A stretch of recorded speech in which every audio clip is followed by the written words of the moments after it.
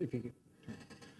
Okay, it's 6 o'clock. I'd like to go ahead and call the meeting to order, please.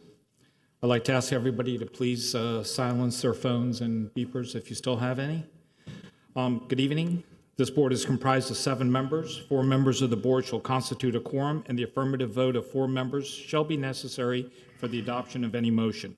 If only 4 members of the board are present, an applicant may request and be entitled to a continuance to the next regularly scheduled meeting of the board. If a matter is continued due to a lack of quorum, the chairperson or secretary of the board may set a special meeting to consider such matter.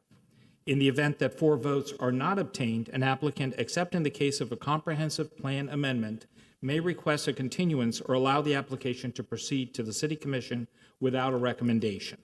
Pursuant to Regulation Number 2021-118, the City of Coral Gables has returned to traditional in-person meetings. However, the Planning and Zoning Board has established the ability for the public to provide comments virtually. For those members of the public who are appearing on Zoom and wish to testify, you must be visible to the court reporter to be sworn in. Otherwise, if you speak without being sworn in, your comments may not have evidentiary value. Lobbyist registration and disclosure. Any person who acts as a lobbyist must register with the city clerk as required pursuant to the city code. As chair, I now officially call the City of Coral Gables Planning and Zoning Board meeting of July 12, 2023 to order. The time is 6:01. Jill, if you please call the roll. Robert Behar. Present. Julio Gravel. Here. Sue Kabolinsky. Here. Claudia Miro. Here. Felix Pardo. Here. A.B. Eisenstadt. Here. Notice regarding ex parte communications. Please be advised that this board is a quasi-judicial board, which requires board members to disclose all ex parte communication and site visits. An ex parte communication is defined as any contact, communication, conversation, correspondence, memorandum, or other written or verbal communication that takes place outside a public hearing between a member of the public and a member of the quasi-judicial board regarding matters to be heard by the board. If anyone made any contact with a board member regarding an issue before the board member must state on the record the existence of the ex parte communication and the party who originated the communication. Also, if a board member conducted a site visit specifically related to the case before the board member must also disclose such visit. In either case, the board member must state on the record whether the ex parte communication and/or site visit will affect the board member's ability to impartially consider the evidence to be presented regarding the matter. The board member should also state that his or her decision will be based on substantial, competent evidence and testimony presented on the record today. Does any member of the board have such a communication or site visit to disclose at this time? No. No, none. None. Swearing in.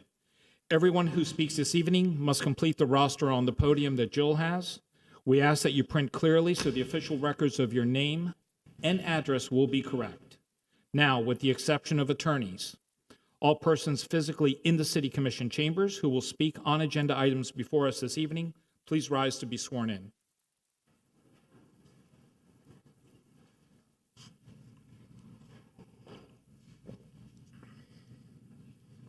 Will you raise your right hand and be sworn? Will you raise your right hand and be sworn?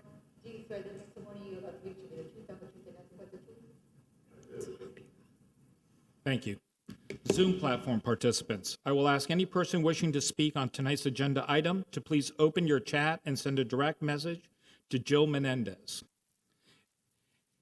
stating what item you would like to speak before the board and include your full name. Jill will call you when it's your turn. I ask you to be concise for the interest of time. Phone platform participants. After Zoom platform participants are done, I will ask phone participants to comment on tonight's agenda item. I also ask you to be concise for the interest of time. First, we have the approval of the minutes of June 6, 2023. Craig, if I may ask you a question. We have 2 new board members. Can they vote, and is it okay for the minutes of the June 6th? Sure. Do they have an opportunity to review the minutes? Do you know? Viewed the minutes, but I wasn't present, so I feel uncomfortable voting on it. I feel the same way. So would they abstain? Which is a yes vote if you abstain. If I'm Well, See, the abstention is only allowed when you have a conflict and you have to leave. So you sort of have to vote one way or the other, or if you have a conflict, those are the choices. I realize that. Mr. Chairman, I could vote on the context of what I read. Understood. What I'd like to do then is call for the approval of the minutes of June 6, 2023. Motion to approve? We have a motion. We have a You second. can do it as a voice vote. Everybody in favor, say aye. Aye. Aye. Aye. Anybody against? No. The procedure we'll use for tonight's agenda, first we'll have the identification of agenda item by Mr. Caller. Second will be the presentation by applicant or the agent, then the presentation by staff. I'll go ahead and open it for public comment, first in chamber, then Zoom platform, and then the phone line platform. I'll close public comment, have board discussion, motion discussion, and second of motion, and the board's final comments and a vote. We have two new individuals to the board tonight, Felix Pardo and Sue Kawalarski. I hope I said that right. I'd like to ask each of you to just introduce yourselves to the board and say a little bit about yourselves. Felix, if you would start, please. Yes, I've been a longtime resident. I'm a registered architect, more years than I want to admit to, and I've sat on most of the. I've been able to sit on most boards here in the city for over 35 years, and I also sat on this board and I chaired it in the past. And I'm very honored to be here tonight. Thank you. Welcome. Sue? And I'm Sue Kawalarski, a longtime resident as well. And currently, I reside on Gratian Street, which is on the east side of US 1. I work for Miami-Dade County in the Parks Department. I love it. It's my second career. My first career, which I retired from, I was in broadcast journalism for 40 years. And now I get to work and have some fun in parks. I was appointed by Commissioner Castro, and I appreciate her support. I served as the chairman of the Transportation Advisory Board for a number of years, and I'm really happy to be here. Thank you. Thank you. Welcome. Welcome. Thank you. First, we have the election. The first is the board as a whole. I'd like to go ahead and nominate Vinnie Torrey because he has served on the board for 4 years and he's well versed with. You have a second? Any comments? What is the procedure, if I may ask, if there's another vote. nomination? We vote on it. Okay. So we have first, second, having no comments. Call the roll, please. No. Claudia Miró, No. Felix Pardo, No. Robert Behar, Yes. Julio Gabriel. A.B. Eisenstadt. Yes. So that's a tie vote and the motion fails. Okay. So we can entertain another motion for another candidate if. I'll make a motion to nominate Chip Withers. Chip has actually served on the commission and on this board. And he's very good too. I would second that. Any comments? No? Call the roll, please. Claudia Miró, No. Felix Pardo, No. Robert Behar, Yes. Julio Gabriel. Sue Kaberlinski, No. A.B. Eisenstadt. Yes. Another tie vote. That motion fails. We can entertain another motion. I would like to nominate Javier Salmon. I'll second that. I have a question, Mr. Chairman. Yes, sir. We were given a packet by staff right before we sat down, which has applications for people that are interested in sitting on this board, and Chip Withers was not one of them. Okay. I saw Mr. Torre was on there, and I didn't know if anyone had a chance to review these submittals for us for our consideration.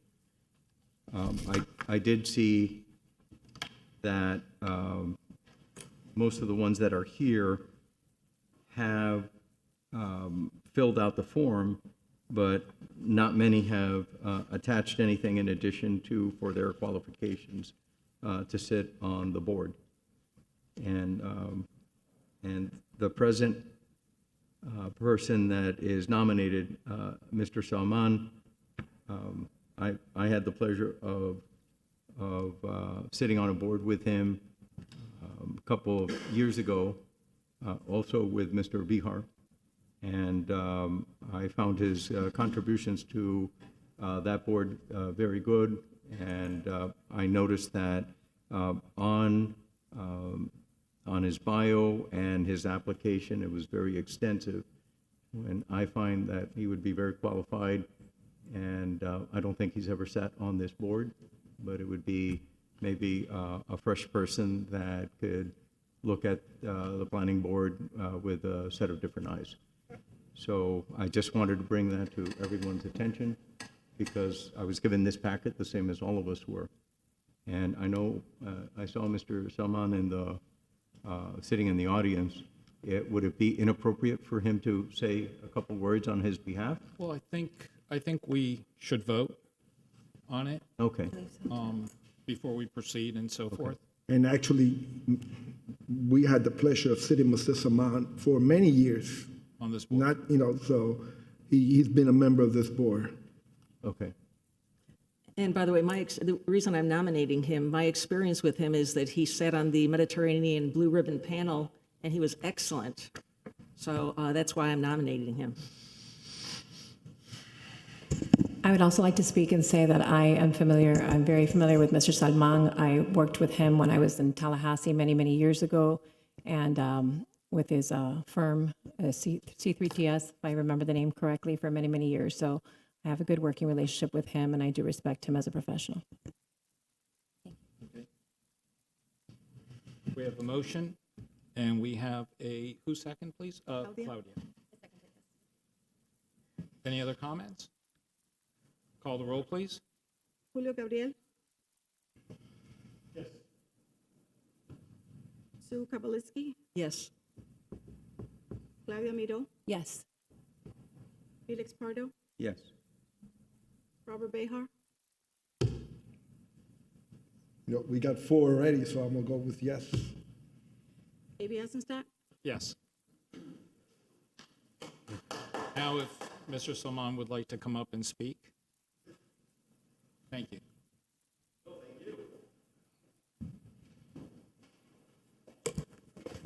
Mr. Chair, members of the board, it is a distinct honor to be called back to this board.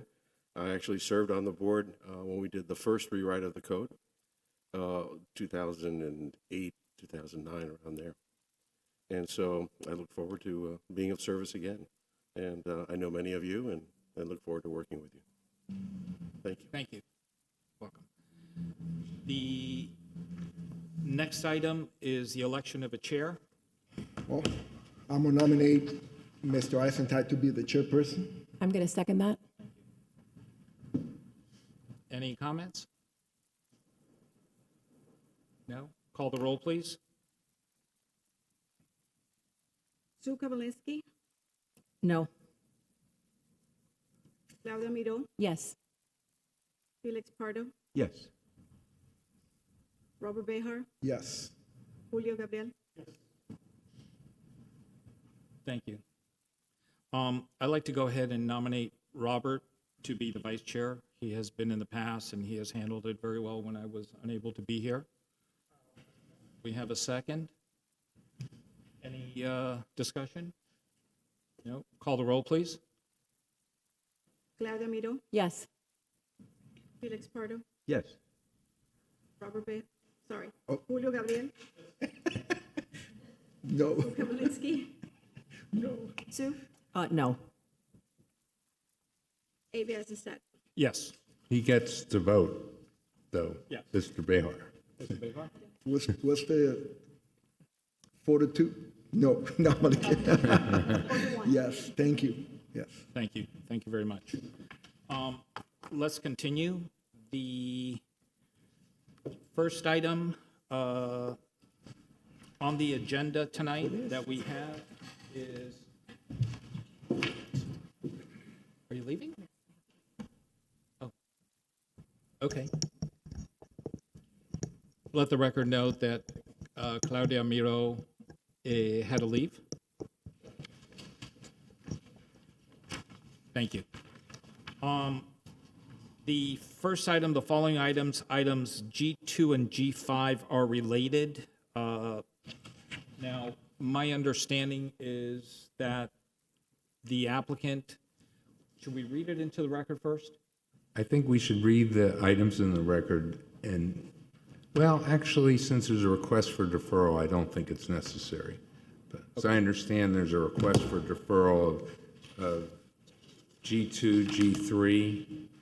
We have never read them. When they're going to be deferred, we never read them Yeah, into the I don't, record. that's what I'm saying. Okay, that's So fine. I'm in complete agreement with you, Mr. Behar. Okay. Thank So it's G4 and G5, right? No, G2, 3, 4, and 5. Right. G2, 3, 4, and 5. So before we vote on the deferral, So I think he'll make let the applicant make the request and to what date he wants the Right. deferral. We're under that section anyways right now, the changes to the agenda. Thank you. And for the record, Mario Garcia Serra, offices at 600 Brickell Avenue, representing 33 Alhambra Propco LLC, the applicant and property owner for those agenda items, G2 through G5 for the 33 Alhambra project. And we are requesting a deferral, in great part due to the short board that you have this evening. And the fact that one of the requests that we have is for an amendment to the future land use map, which one way or another requires an affirmative vote, 4 votes. And so we would like to request deferral to the August meeting, your next meeting, in order to hopefully have a more complete board at that point in time in order to proceed. Mr. Chairman, I'd like to make a motion to accept the deferral. we have a motion to defer. Is there a second? Second. We have a second.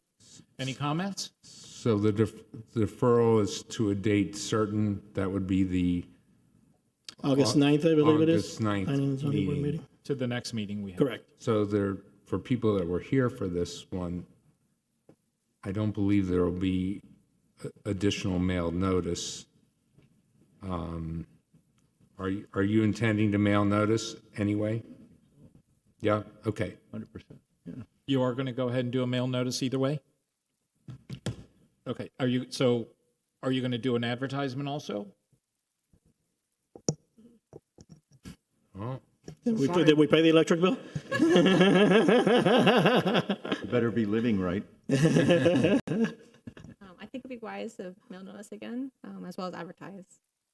But if you're going time certain and you notice today, why do you have to send notices? Yeah, because I don't think we've ever done that. well, That's the it's purpose of really the deferral. actually the discretion of the planning department, if they're going, planning and zoning, if they're going to renotice, they may do it as a courtesy to the public. So yes, technically, and actually, there's just a new law passed to confirm this, because there was some confusion about deferrals and whether if you announce the deferral at the time of the meeting, whether that was sufficient, but the legislature has recently adopted to correct a 4th District Court of Appeal decision. So yes, you can hopefully announce the deferral, and there's not a requirement to re-advertise, re-notice, but it is at the discretion of the department. If the department feels it's appropriate, given the length of time, they may feel that they want to notice it. So, Okay. Mr. but Chairman, we have announced the date and time. Mr. Chairman, Yes, since I Felix. made the motion, one of the things that I would think automatically is that they would re-advertise, that staff would re-advertise, that would re-notice, et cetera. Because we're talking about the next meeting, maybe it's the meeting after, depending on the agenda and everything else. So, you want to make sure, I think, that when you defer something this way, at the request of the applicant, it also is the responsibility of the applicant to allow everyone to understand that's affected by that, to understand when, where, and about what the project is. So I would think, in an abundance of caution, it would maybe they'll fix the lights by then. But I think it would be in an abundance of caution to make sure that everyone knows when, where, and how. Okay, I think city staff has said that they are going to go ahead and do Yeah, it. we are. From our point of view, we have no objection. That's perfectly fine. It also perhaps provides some flexibility too, because I'm thinking about this now, and the new member that you just appointed, I think is going to have to be confirmed by the city commission. Correct. I'm not sure when the next time the city commission meets, so maybe we need an August, September sort of. So we're not Situation. going to announce, we're going to make it to a date uncertain, With re-advertising. because otherwise we're going to be forced to have it on that date. So I would suggest we defer to a date uncertain and let them renotice for when they feel they're going to have a full board. Okay. So Okay why don't with we the handle date it that way? So it definitely needs to be Then it needs to be renoticed and either way. re-advertised. Understood.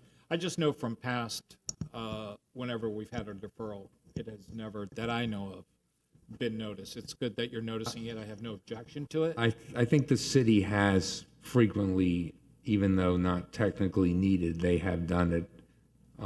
They have done it. So Good, good. I think it depends on the substance of the application. I think this one meets it. So we'll renotice. Okay, thank you. Okay. Did you guys vote on it already? No, not yet. Not yet. Did everybody, There's a motion in the second. we have a motion. Who made the motion, please? Mr. Pardo? And Second. And we have a second? Yes. Very good. Call the roll, please. Felix Pardo, Yes. Robert Behar, Yes. Julio Gabriel. Sue Kabalinski, Yes. Claudia, I'm sorry, she left. AB Eisenstadt. Yes. Thank you very much. We'll be Thank you. back. What I'd like to do is call an item that is on the agenda out of turn. I would like to have, if it's okay with everybody on the board, I'd like to call G8. The city has asked for that item. If we could hear that first. I'm sorry, Mr. Chairman, what did you, which item? Item G8. Page 6. item G8, Yes, please. an ordinance of the City Commission of Coral Gables, Florida, providing for a text amendment to Article 2 zoning district, Section 2-405, residential infill regulations overlay district, RIR, of the City of Coral Gables official zoning code to provide a maximum building length of 300 feet for all properties seeking approval pursuant to residential infill regulations, providing for severability, repealer, codification, effective date. Item G8, public hearing. All right, thank you. Jennifer Garcia, City Planner. This is continued from our last meeting, if you recall, but for the benefit of our new members, I'll just go ahead and explain what this is about. There is an area of our city, in the North Ponce area, that we allow residential infill regulations. And that's giving extra bonus, double the density, if you meet the criteria of the residential infill regulations. Now, we've discovered that some of the parcels get combined into a much larger parcel, and they're developing buildings that are more out of context with the existing urban fabric of the North Ponce neighborhood. So to try and fix that issue, we're proposing to limit the building frontage on any street to 300 feet. And that's, again, this is a sponsored text amendment from our commission, from our commissioner, and that's pretty much it. So after our discussion from our last meeting, the board had requested to have an architect, from our board of architects, or the city architect, to come and explain different ways that we could accomplish it through architecture, or if it's better if we discuss splitting the building or the space in between. So I brought Judy, our board of architects chair, actually here to discuss this. For any questions for her? Yeah, I mean, I guess the, Welcome. If you please state your name and address for the record. sure, Judy Carty, 920 Medina Avenue. Thank you. So I mean, I think at the end of the day, the question is whether it gets limited to 300 feet or not. That's really the primary question. And then the secondary is there's multiple ways that could be done. And is it a separation, a physical separation that's required? Or can it be done in an architectural manner, right, within the actual building development itself? I think that the answer is yes to all, right, in terms of possibilities. But probably if the physical requirement of a separation is required, I think it may be more effective only because from sitting on the board, I feel, and I'm speaking for myself, I think there are others on the board, Glenn Pratt, who's in the audience, who's maybe more familiar with each of the nuances of different areas, but I would say that probably we are all not as familiar. And what that means is that if we're not, if you put it in the zoning code, it is much more quantifiable than leaving it to our discretion. But, you know, obviously that's sort of up to this group to decide. Does anybody, before I open it up for public comment, any quick questions that you'd like to ask? If not, I'll open it up for public comment. I have a quick question, Mr. Chairman. Yes, please. So, Judy, in your opinion, is 300 feet really from a massing standpoint, because we're looking at it horizontally, but if we're looking from a massing standpoint, do you think 300 feet would accommodate, you know, to reduce the massing problem that exists in such an area where you have the infill area where the streets are so narrow in both the east-west and the north-south corridor? Or is this something that maybe should be studied a little bit more in depth as a whole of the BOA, a subcommittee of the BOA, to come up with a number? Or is this the only number that was given to you by planning? So this was the only number that was given to me. It's not something that I've discussed with the rest of our board. I'm sure there's, you know, varying opinions on that. 300 feet is a considerable length, right? So I think some of it, even within that, will depend on the architecture and the requirements, if we require a paseo or other things that cause it to be further broken up from the 300-foot mass. I mean, 300 foot as a sheer wall is to me an issue. I mean, one of the other things that sort of gets discussed is the setbacks and the maximum height from like single family residential. And I think that's the danger in that area, is that there is a fair amount of very, you know, low properties. And so maybe a more effective or an alternate to that would be to stipulate as well, you know, how high you can go across the street from a single family and then step further back, so that there are more requirements that are put in place.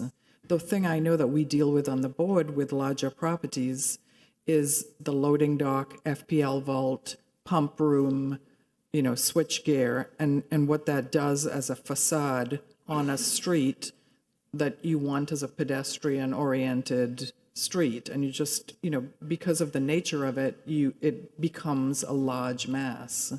And I feel like, so maybe it's in addition to the 300 feet, if that remains, maybe there's other stipulations in terms of setbacks that have to occur, and maybe planting that needs to happen in front of those type of elements in order to sort of nuance the requirements so that, yes, the development can take place, but that it's more on a scale that we're looking for. I got a quick, go ahead. Yeah, I've got a few questions, if you don't mind, please. Are there any current buildings of that length there at this point in time in that neighborhood? No. Okay, what That are currently built, no. that are currently built? Currently in the pipeline to be built there? Yes. Currently in the pipeline to be built up to 300 or over 300 Over feet? 300. Over That's 300 where the feet in number came length. from, Is yeah. that what caused this amendment? More or less, yes. That's what's causing this. So there's something already in the pipeline that's over 300 feet in length, and that's why one of the commissioners wants to change that. Is that correct? Yes. Okay. So just to give me some perspective, the Lifetime building, how long is that? I don't know off the top of my head, but this is just the area that's in North Pond. So this is No, just I know, north of- but I'm just trying to visualize how long is 300 feet is what I'm trying to say. It's a Is little it more the than half a Lifetime block. building? Is it? A football field. A football field. There you go. Okay, Goal line to goal line. okay, so is a football field larger or smaller than the Lifetime building? I am not familiar enough to be able to calculate. I'm just saying that if 300 feet is the Lifetime building and you're putting it into a neighborhood, that's going to overwhelm the neighborhood. I totally agree with what you said.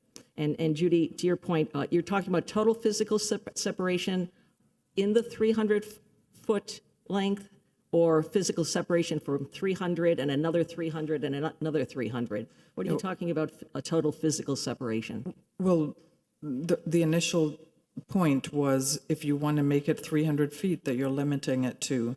The question is it an architectural separation, like a setback, or does it have to be a physical, non-connected separation if you do have longer than 300 feet, right? Because, and I think, and then question is, what is that separation, right? What is the size of it? Is it, 5 feet? Is it 20 feet? What is that separation requirement, which I think has to go along with the 300-foot discussion, right? If that's what you want to implement. Yes, okay. So- So I think there are enough questions in my mind about this, and you brought up a whole lot more than I even thought of, where I think it deserves further discussion. And I agree with Mr. Pardo that possibly the Board of Architects, which should take this up, and not only discuss the length of the building, but the setbacks, the step backs, et cetera, because 300 feet, a 300-foot wall is not very attractive in that kind of neighborhood, correct? Right, exactly. So, I mean, that's the question is how do you nuance the development that, it's already in place to occur with the architectural elements that can soften that. And just to clarify, all the setbacks and the step backs that are required in this area of the city are still required. The landscape requirements of trees every, I want to say 30 feet or so, the lush landscapes that are in the front, 20% of your landscape requirement has to be in the front yard. That all is in play. All this is doing is basically just limiting the size of the building you can build on a building site within this area. Okay, well, I would strongly suggest what Mr. Pardo has already suggested, that this be further discussed. And, we're changing the zoning code. This is not just a simple, Sue, let's go ahead. Let's open continue it, because there's some of us Yes, that will I'm have sorry. questions, not Sorry. stop there. Yes, thank you. And then we'll I have have a further question for discussion. staff, and Judy, maybe. Are there any single-family homes in that area? There are not, no. None. Are the right-of-ways less than 50 feet? No, they're not. They're not. Most of them are 60. But there are some that are 50. But let's clarify that, though. We're talking about only in... The North Ponce Yeah, area. in the North Ponce. Right, but So there- north of downtown and between Douglas Road and Lejeune It's from and 8th Zamora Street. to 8th Street, basically. From Lejeune Technically to Navarre Ponce. to 8th Street, yes. Basically, that's the area. So we do not have a street Our that is... apartment district, Apartment. historically known, yeah. We don't have a right-of-way less than 50 feet. And we don't... We have some that are 50 feet on the southern side that are in the Section K and Section L, but most of them are 60 feet in the Douglas section. And something else, this area was never planned to have alley at the rears of the property. That would be ideal to locate the FP&L vault and all those back of house areas that are necessary to do a development. This is not, this is somewhat unique. I'll tell you, I just came back literally last Wednesday, and I had the opportunity to visit 3 beautiful cities, London, Copenhagen, Stockholm, and Madrid, I should say, all there.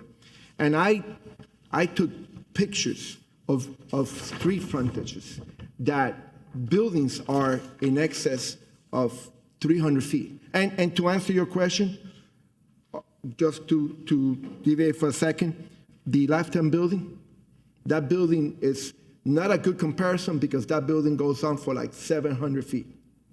So that was one of those that, it really doesn't come, in my opinion, into the equation here.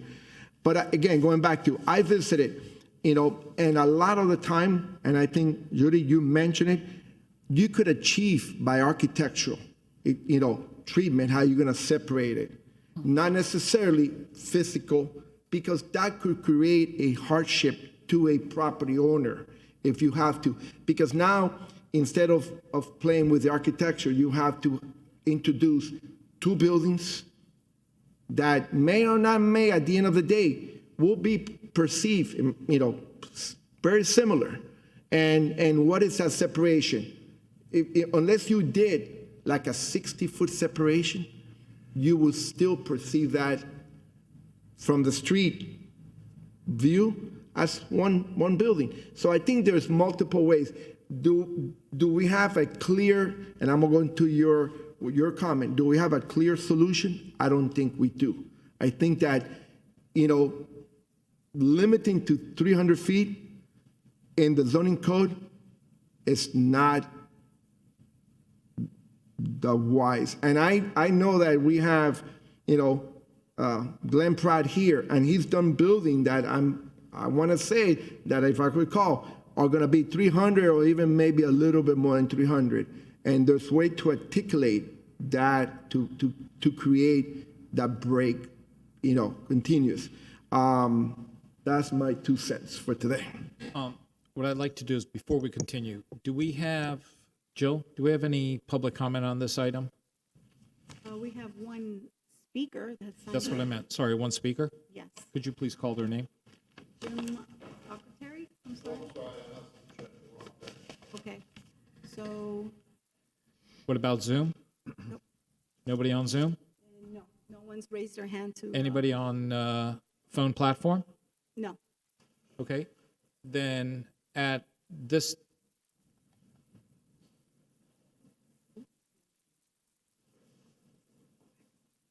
Are we good? Okay. Then I'd like to go ahead and close it for public comment and open it for discussion. Felix, I'm going to start with you. Well, I agree with Robert, exactly. I've been in Copenhagen. I've been, you're right. And most of these areas have been developed. The city planning is completely different than our city planning. In the North Gables area, which I sat on a blue ribbon committee many years ago, to make sure that we didn't lose all the apartments in that area. One of the joys is walking or driving through that area where you have these street canopies on these very small streets. 50 feet is, pretty much it's not too small, when you have 2-story apartments that you have throughout that area, peppered throughout, because then you have parallel parking on both sides, which is every planner's dream, right? And then you have enough area for the tree canopy and the swales to be able to create that softness that you have in that area. I think that the reaction here is basically that some of the proposed buildings that are coming up are just so massive horizontally that they overwhelm, and once you keep those 2 parallel parking spaces on either side of that small right-of-way, and you include the sidewalk, then all of a sudden it dwarfs the originally intended planning use of that area. I think it should be reviewed. I'm not a believer in taking away property rights from developers in any way, shape, or form, but I think that this area and the size of the buildings as far as the massing is concerned really should be looked at. We have to be careful that we don't canyonize the scale of these things, because when you have a 50-foot right-of-way and you have these old apartments in there, instead of being restored, of course, they're disappearing. That's okay if it's part of it, but if you do all of it, then it becomes a problem. I think that most of the length issue is a direct correlation of the total length of the physical blocks that were platted by George Merrick years ago. So if the block is 400 feet, and then you have the turned lot on either end at 50 feet, voila, you have 300 feet, and that's including the setback. So I think that it has to be done in such a way that you, number one, allow the designer to come up with the ability to be able to break up the block, but also have the limitation, because you will run into blocks where you're going way beyond the 300 feet, and that becomes the problem. So basically, it becomes a high-rise on its side. That's where I have the difficulty with. And obviously you lose the scale. And this is not a problem just here in our city. It was a problem in the Art Deco area in Miami Beach, where I own buildings. It's a problem in many other places where you're now substituting to the next level, but the next level sometimes has different hardships. And loading and unloading becomes a problem even in the commercial areas when you have that 50-foot right-of-way. People are blocking the street. Emergency vehicles can't get through. I see it every day. My office is directly across the street from the new police station. I have seen officers where they have to go through alleys and just to be able to get out to Lejeune, to be able to go south, to be able to respond. It becomes a problem when you have deliveries all the time, and it's just a choking effect. So I number one, I applaud the planning director for bringing in Judy and having her expertise and her experience on this. I think that it's important that we look at not only the length, but as Judy said, also the breaking up of this so they just don't become monoliths. I am not saying anything negative to the pictures that Robert brought in.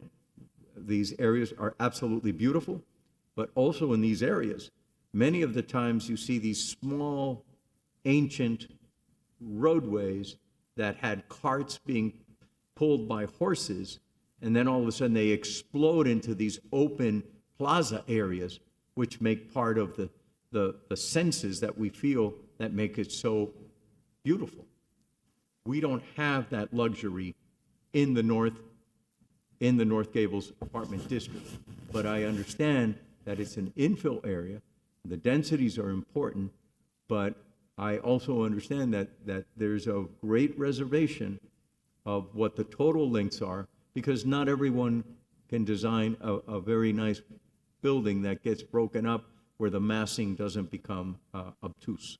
Well, your example was Kensington, but that they would love Kensington, right? Because it's not only it's 4 or Kensington. 5 stories and it's broken up and there's a Six stoop stories. entry every 25 feet. But Judy, 6 stories, and this is not broken up. This is pretty much, except for the little portico as an entrance, it's not broken up. But there's plenty of example that I took, and this I was able to even go to Google Earth, to get a more perspective of what you could do.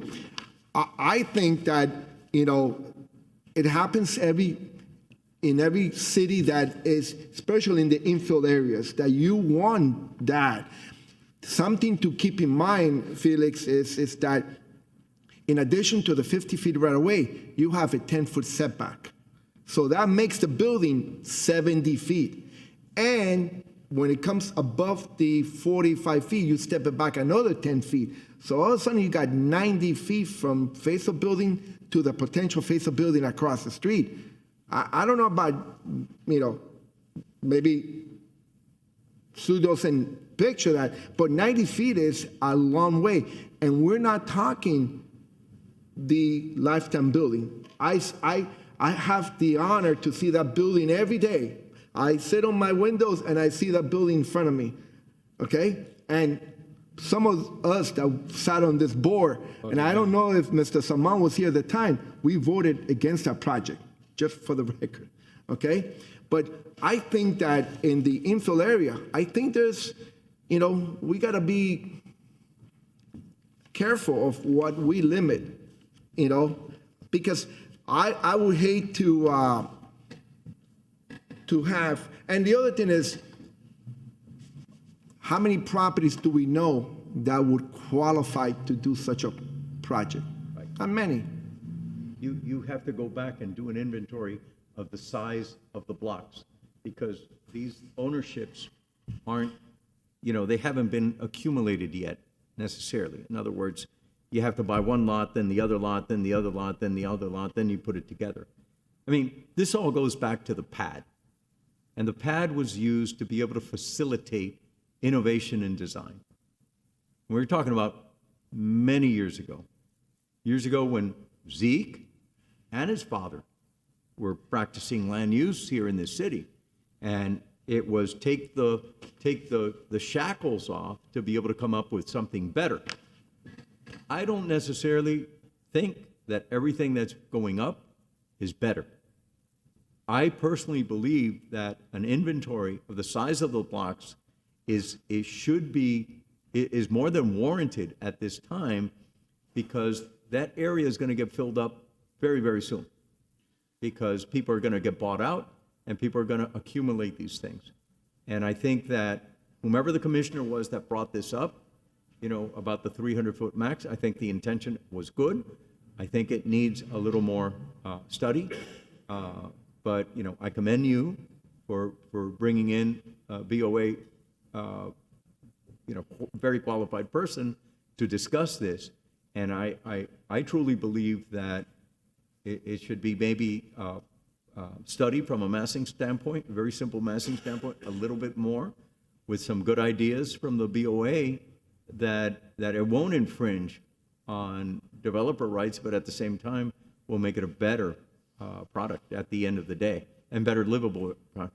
And the only thing, Robert, that I want to remind you of is that when we visit over there in Europe, everybody's walking because they have great mass transportation. The problem is, out of these buildings come all the required cars that are coming out.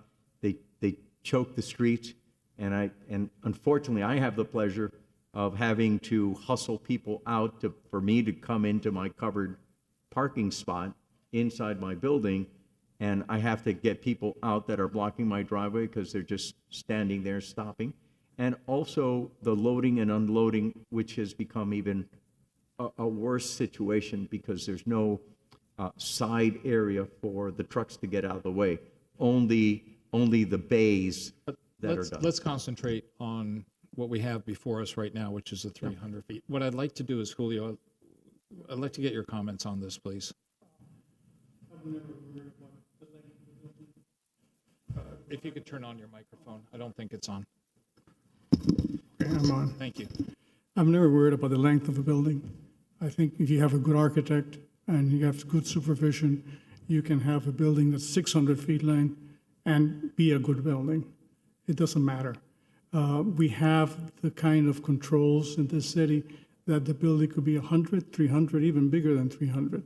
If 300 is a magic number, we know that that's peculiar and not necessarily a fixed amount of length.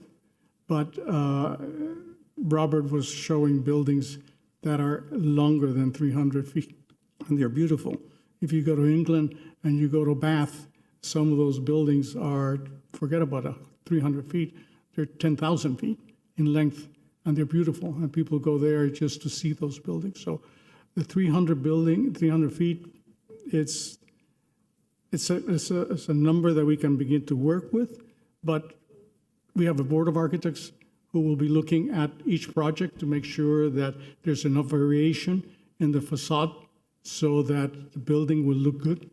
And I don't have a problem whatsoever with it. Chairman, I have just one question. Compatibility.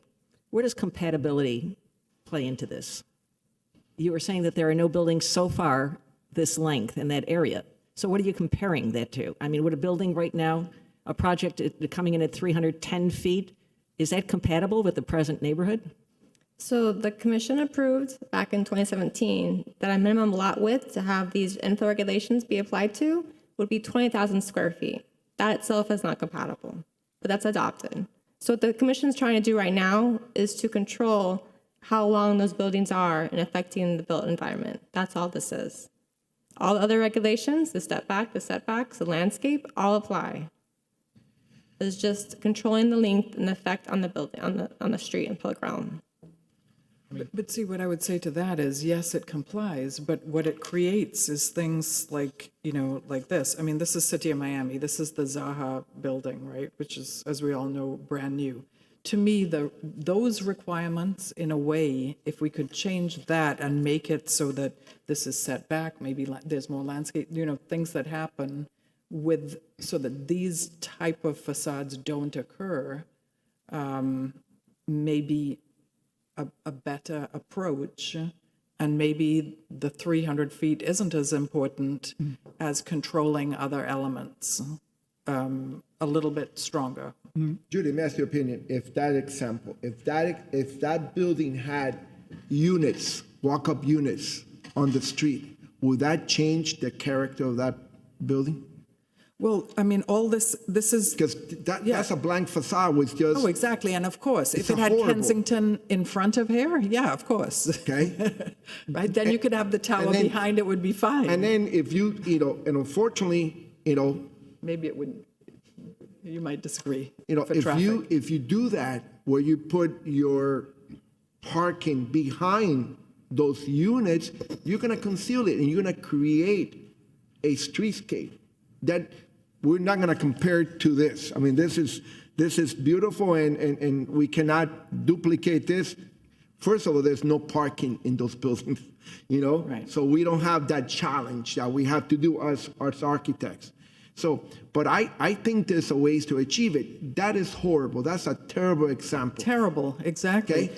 But if that facade had walk-up units all along that facade, it will completely change the character of that. Liners. Yes. I agree with you 100%. I mean, part of the problem with larger buildings is they need all of this, right? You need a big FPL vault, you need a big switchgear, you need a loading dock.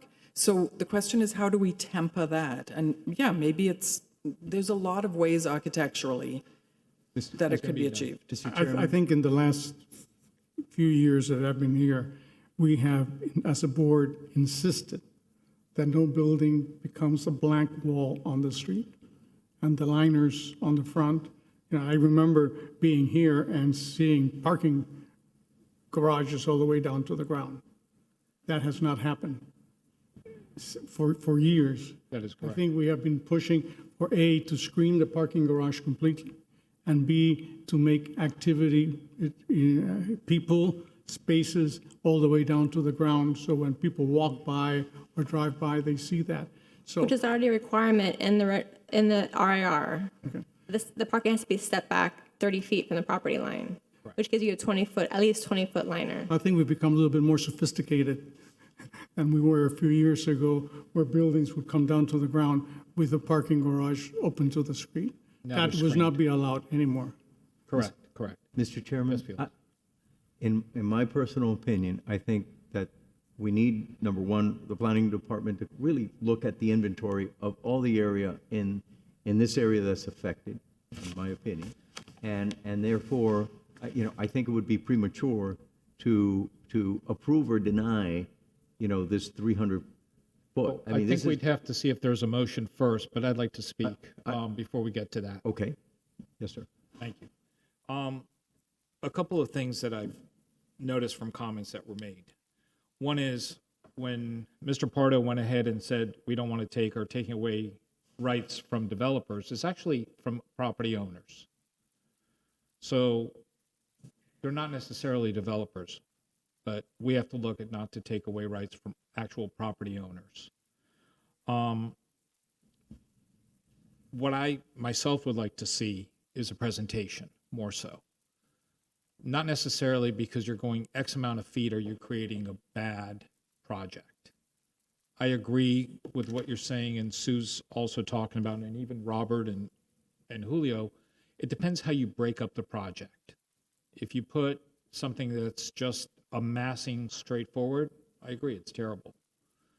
But if you break it up correctly, I've seen architects within even our city that are here today that have done projects where you walk by and the way it's broken up, it looks good. I've seen projects that are done in our city where you walk by the project and it looks like a brick wall. And to me, I don't like that.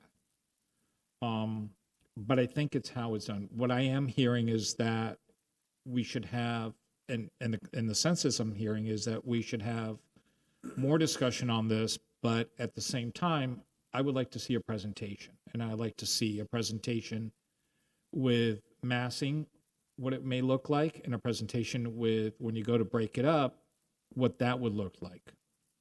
Seeing it both ways. I agree with Julio that I don't know if it's necessarily the amount of linear feet that will make a project good or bad. You can have a project that's 200 linear feet and it's still, to me, and I'm not an architect, just not pleasant to look at, and it doesn't feel right in the neighborhood. I also agree that we're looking at a very specific area for this.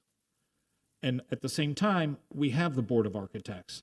And every project that comes before the city, first as this, does go before the Board of Architects. And that's their responsibility, is the Board of Architects is the first step for them to look at it and say, you know, this looks right or this doesn't look right. So we have to trust in that opinion of those people that are in that place to make sure that they're doing their jobs. Second is we have staff within the city that also looks at it. And we have to rely upon the staff in the city that they are doing also their job.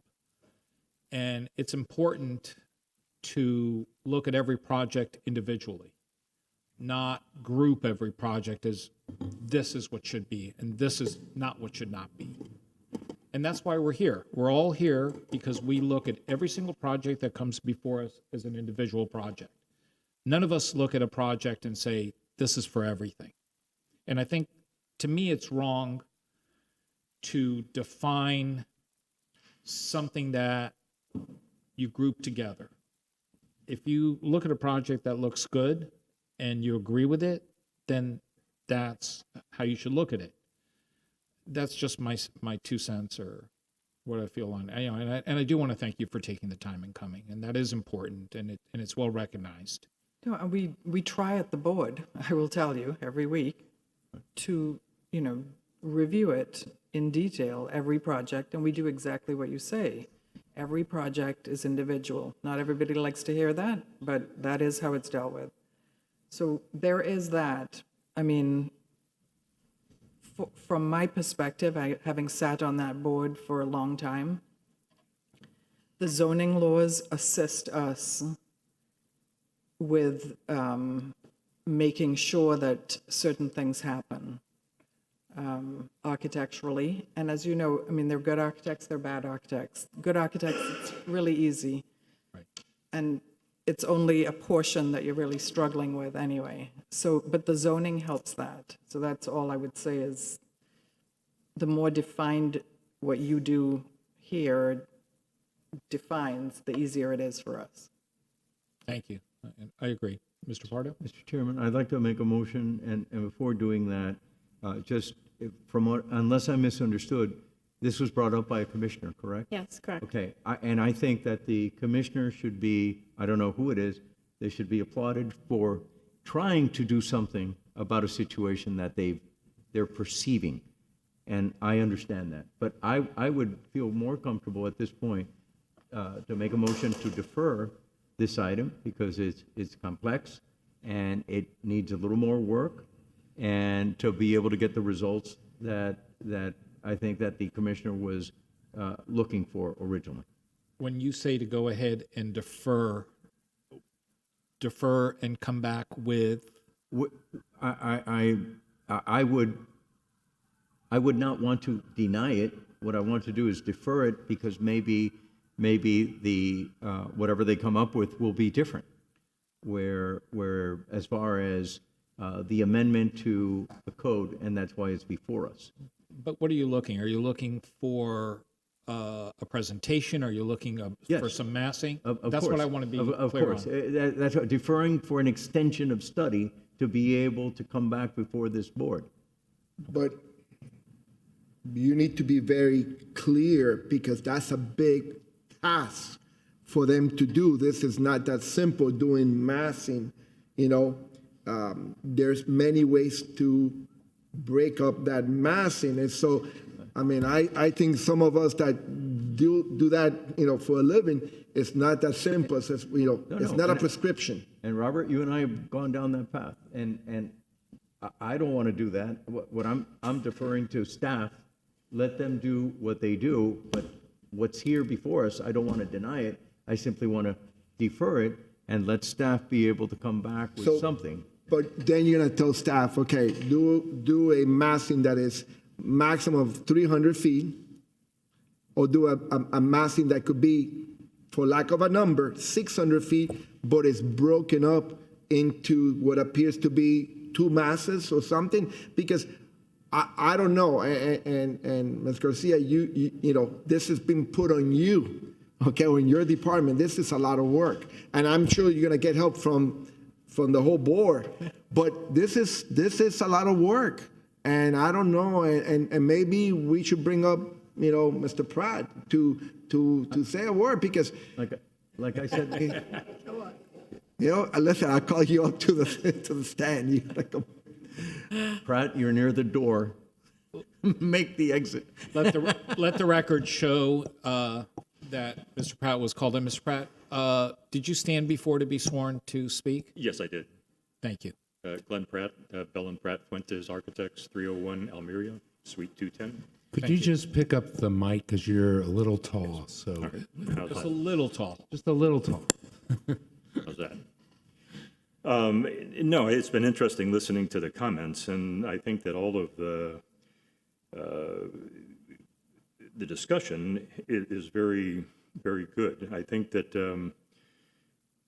there are, but to Robert's point, I think, and to Felix's point, I think that there's a lot of nuances that in each individual site, and I think that, you know, depends on the lot depth. One of the things that is we always find in the in trying to figure out the puzzle of the design is the parking. And one of the things that is really to me, or at least what I find always, is the most difficult part is that the lot depth is just insufficient for setting up any kind of parking bay that works well and that has any type of very efficient setup. And what happens is that because the insufficient lot depth, you wind up with having the parking becoming very irregular, and you know we wind up using auto lifts and other means to try and satisfy the parking. And so that's really one of the main things that I've always found is one of the most problematic things is essentially the depth of the lot. The lots in the north, especially in the North Gables area, generally they're only 100 or sometimes 110 feet. And by the time you get done with subtracting out the 30-foot setback for the parking on the ground, on the levels, that you're not permitted to have that on the front elevation or on the, and it just really creates a very difficult situation to try and resolve. And so that, you know, that then because of the inefficiency of the parking, the pedestal, the parking area becomes much, much larger because it just can't be compressed. So there's a number of things that I think it would be good to study and to see if, you know, some of these dimensions that were chosen or you know, put into the code for the design architects to utilize, you know, maybe that might even be a part of the study too that I would suggest.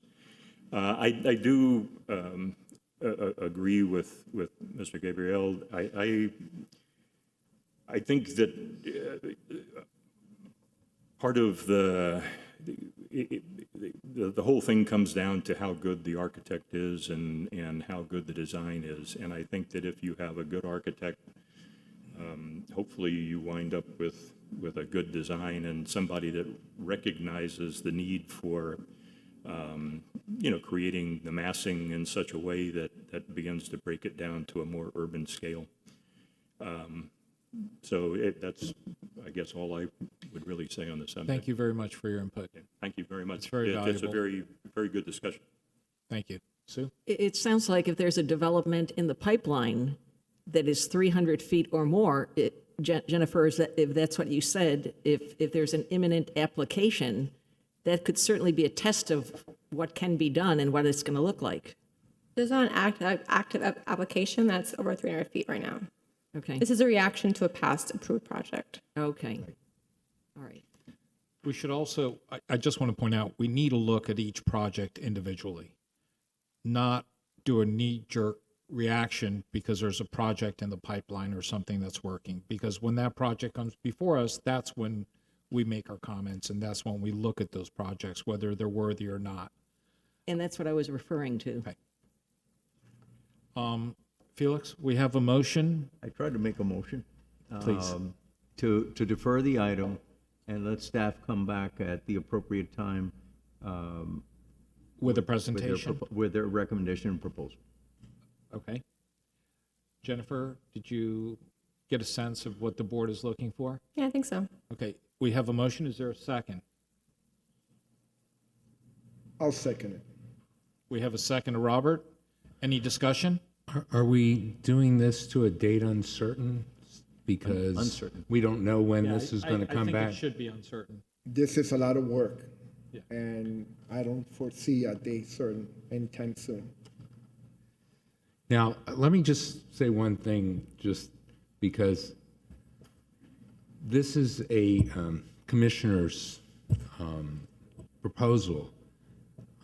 The other alternative is to communicate to the commissioner that you think that the project, that this needs more study. So, because right now what's happening is the board is holding up, and I don't know what the time sensitivity of this item is. And the other option is to communicate to the commission on this item that this item needs to be deferred by further study and for staff to make a presentation so that the board is aware of what, excuse me, not the board, what the commission is aware of, what this board is struggling with. Well, Mr. Keller, at the end of the day, we are a recommendation to the commission. They could take it upon themselves and pass this item without our recommendation. Well, I think they wait for your recommendation. Right. They do wait for it. So, I mean, there's two ways to go. You can just defer it, date uncertain, and let staff handle it, or you communicate to the board that your recommendation on this item is that it should be deferred and that the commission should defer it and allow staff for appropriate study. I think that was would part be of the the other motion. alternative. I was going to say, I think it that was sounded part like of the that was motion. part You of just Felix's clarified motion. it a little bit more, but I think that was it, that they would study it and come back. And I think staff can then, explain to the commission what this conversation was about. So it's really, you're not actually deferring it from this board. You're making a recommendation to the commission on this item that it should be deferred for further study. There's two ways to go. One is, like we did here, it was never seen by the commission, and you're deferring it at this board level.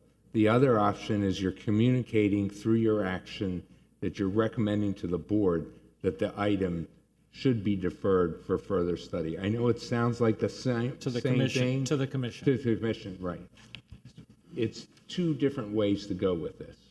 Felix, which is your motion? I would think, I feel comfortable this way because staff will explain and the commissioner could watch, the conversation of this particular item. This is not easy, but I think this is the way to do it. What I would be sickened if the commissioner said, well, we're just going to adapt the 300 feet. Okay. That would be That's wrong. fine. And I don't care which one of the commissioners it is, I don't think that's their intent. Their intent, and I said, their intent was correct. It was trying to reply to something that is an issue in their mind, the perception, and we've discussed it, I think, at length, and I feel comfortable just deferring it here and asking staff to come back so they have something better to provide the commission to review and consider. Okay. Is that Okay. clear? Yep. And Robert, you're good with second? I'll take that friendly amendment. Any other comments? No, call the roll, please. Felix Pardo, Yes. Robert Behar, Yes. Julio Gabriel, Yes. Sue Kavalinsky, Yes. Avi Assistant. Yes. Thank you very much. Now we're going to go back to the agenda on the regular order. We have G1. caller, if you please read that into the record. Item G1, an ordinance of the City Commissioner of Coral Gables, Florida, providing for text amendments to the City of Coral Gables official zoning code pursuant to Zoning Code Article 14 process, Section 14-212, Zoning Code text and map amendments by amending the following provisions. 1. Article 1, general provisions, creating a new zoning district, mixed use 2.5, MX 2.5. 2. Article 2, zoning districts, creating a new zoning district, mixed use 2.5, MX 2.5, and associated provisions. 3. Article 3, uses, creating a new zoning district and assigning certain uses. And 4. Article 5, architecture, creating a new zoning district, providing for a repealer provision, severability clause, codification, providing for an effective date. Item G1, public hearing. Thank you. Thank you. Jennifer Garcia, City Planner, for the record. I do have graphics for this with a PowerPoint, if they could pull it up really quick, so you can visualize what's being proposed. This is a text amendment, again, to the zoning code. This is introducing a new zoning district. This is being sponsored by one of our commissioners. Actually, I think by now we have 2 commissioners. I think they're sponsoring this, if I remember correctly. So the top row, and this is actually in your staff report as well, so it should look familiar. Your top row is our current mixed-use zoning. As you remember, we don't have commercial zoning, we don't have industrial zoning, we have mixed-use zoning. So right now we have 3 categories of zoning, and they're consistent with the land use map. Our land use map is in our comprehensive plan. We have 2 maps, our zoning map and our land use map. So the first row is our mixed use that we have currently. So we have MX1, MX2, and MX3. And within that, you can see that it depends on the size of your property, how high you can go in those districts. So MX1, you can only go 45 feet if you're less than 10,000 square feet. If you're larger than 10,000 square feet, you can have a med bonus, and you go to 77 feet. For MX2, if you're smaller than 10,000 square feet, with med bonus, you can only go to 77 feet. But if you have a larger parcel of more than 10,000 square feet, then you go to 97 feet, including med bonus. And MX3 has 3 categories. If you're less than 10,000 square feet, you're capped at 97 feet. But if you have 20,000 square feet or more, then you can jump to 190.5 feet.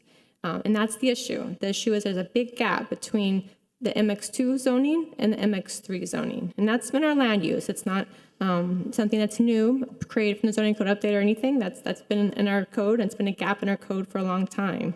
And the issue is that in the past, you probably remember that a project will come forward requesting a change of land use and change of zoning to have the highest and best, but they only need a few feet more than what they're allowed to have right now. They only need to have 100 feet or 120 feet, but they need to request the high rise designation, the MX2, what we call now, MX3, MX3 designation to be able to have that extra height.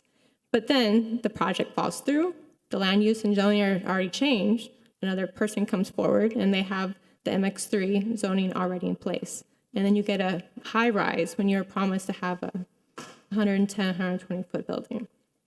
So there's a couple examples that we have that in our downtown. So this is proposing a new mixed use district. This is an MX 2.5. This will be right between the MX2 and the MX3. So if you have less than 10,000 square feet, you're still capped at 77 feet, the same as mixed use 2, the same what we have right now. If you're less than 20,000 square feet, you're still capped at 97 feet. That's not changing. The only change would be if you're more than 20,000 square feet, you can go to 110.5 without med bonus or 137.5 with med bonus. So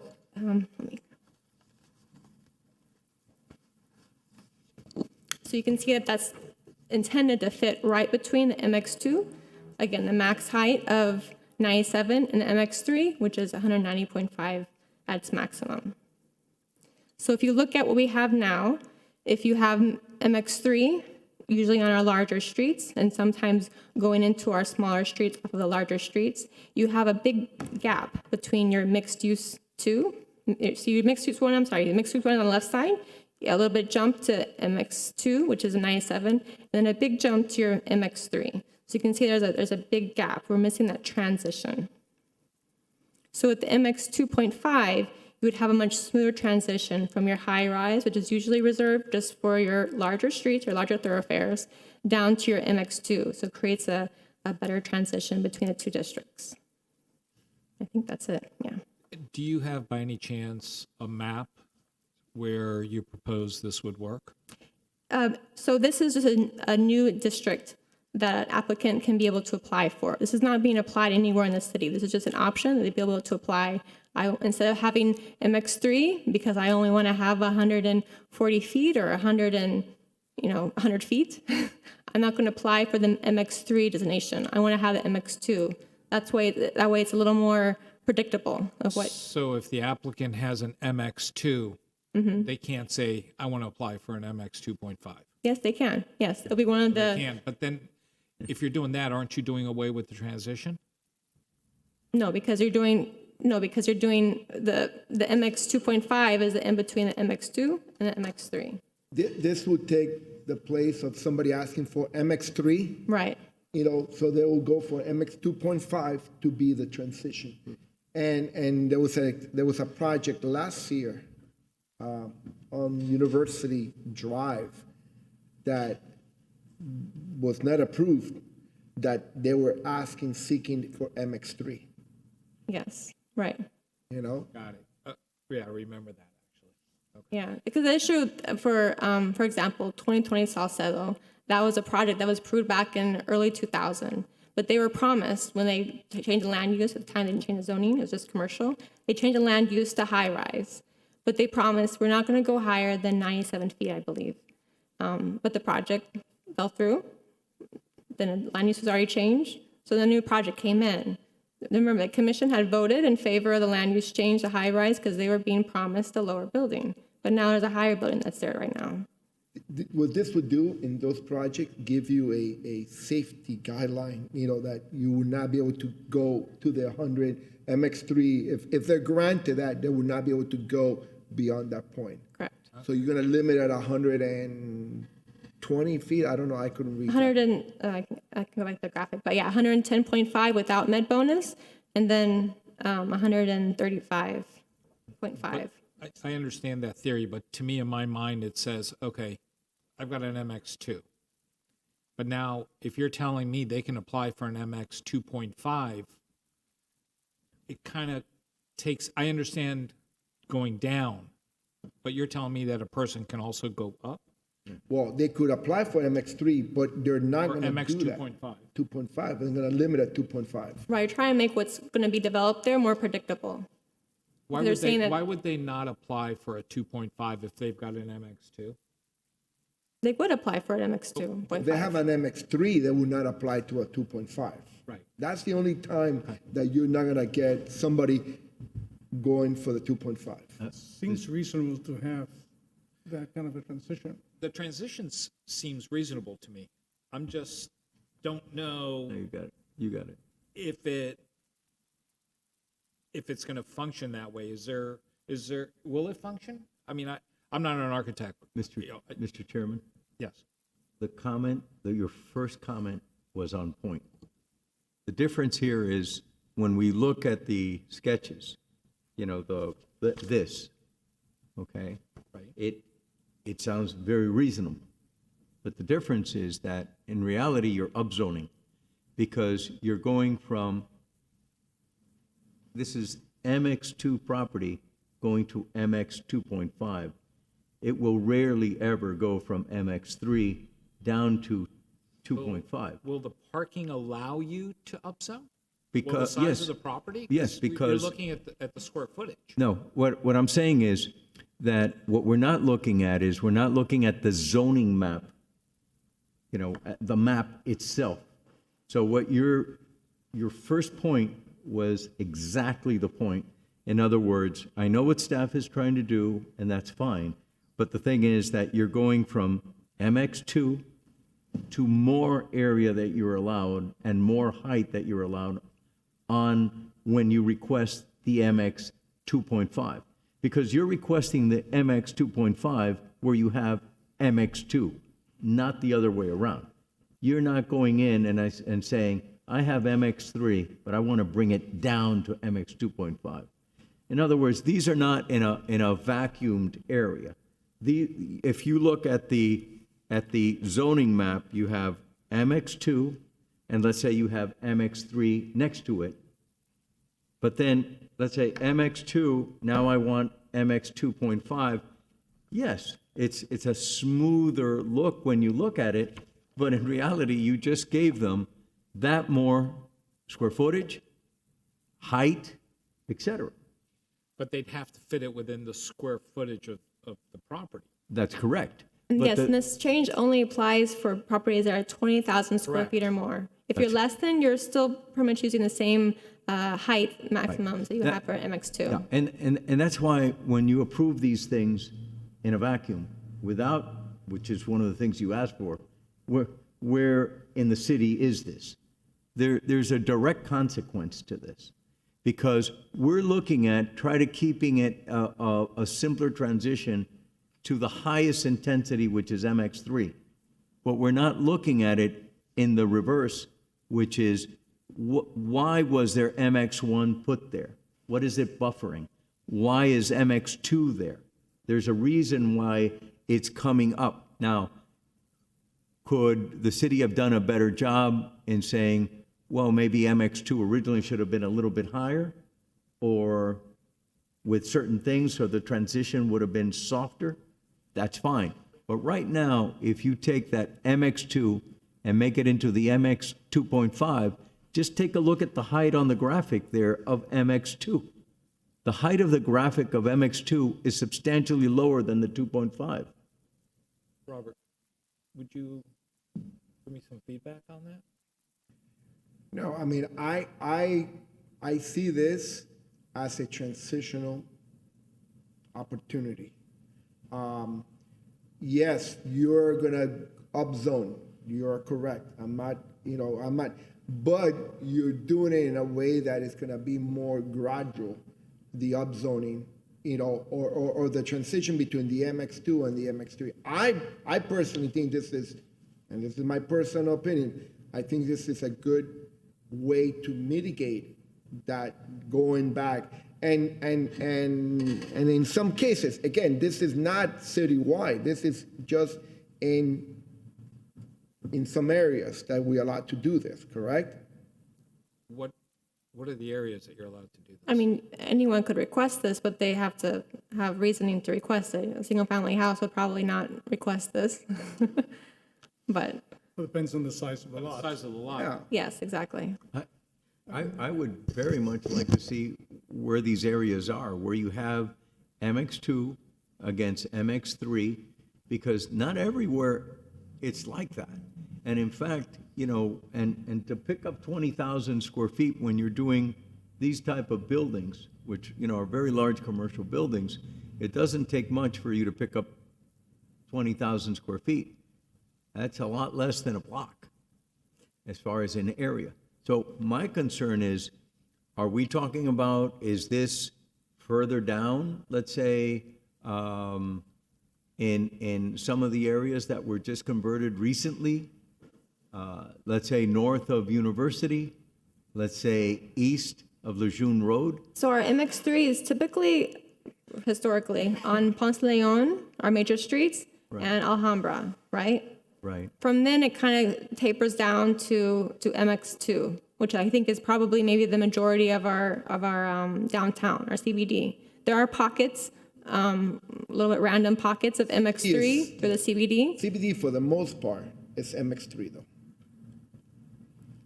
You do have, as you go away closer to the outskirts of the CBD, is where you have some MX2. Correct. If I recall, looking at the map, the MX2 is pretty much just on the outskirts. So I think that what this would do, I think it would serve as a better transition between the MX3 and the MX2. And when you look at, I'm just thinking, for example, Miracle Mile and the 2 blocks adjacent in either direction, north and south. Those are where, in those type of areas where it makes sense to do that. Let me ask you something. What would prevent a developer applying for an MX3 to build a building at 110 and a half feet? What would prevent that from happening?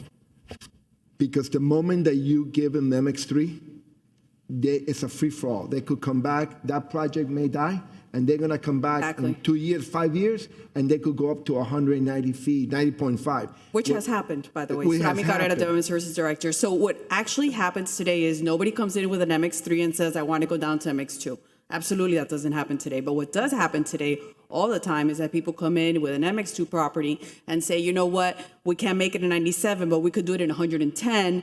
But guess what? We need an MX3 to get 110. So staff is good with 110, but they're not good with 190. So then it's like, how do you limit it so that you force them, well, after you give them the MX3, to not come back with a different project and say, well, I already got the zoning at MX3. I'm just going to build 190. Okay, so this would be much easier for a developer to get an approval, slide right through, rather than applying for an MX2 and ask for more height, correct? No, it's the process is exactly the same. Instead of coming before you for MX3, they will come before you for MX 2.5. But the process is exactly the same. I'm saying, let's say we don't have an MX 2.5. They'll come in, ask for an MX3. So they only have an option of 2 or 3.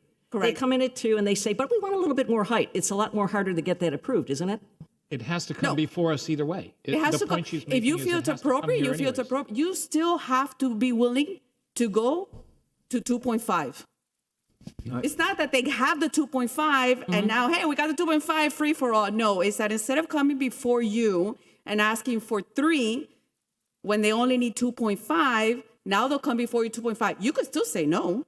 Absolutely. And if that project doesn't go forward. But I mean, if that's already in place, it's a lot easier to get approved.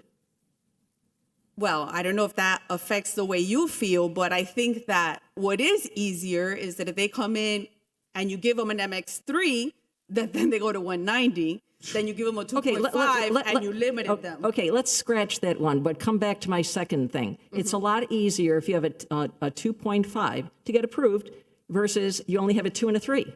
If it's more appropriate, absolutely. That's why we're proposing it, because we feel that it's not appropriate to give 3 where you should only be getting 2.5. Okay, let's say we don't even have a 3. Let's say we only have a 2. If you don't want to give anybody more than MX2, then you would absolutely say no. But you are really, and I'm sure that there are architects here that will come up and speak, and staff will tell you that the reason why people come in and ask for MX3, not everybody's coming in at 190. A lot of projects come in at 110, 115, and we feel that, they get passed, but they get passed at MX3.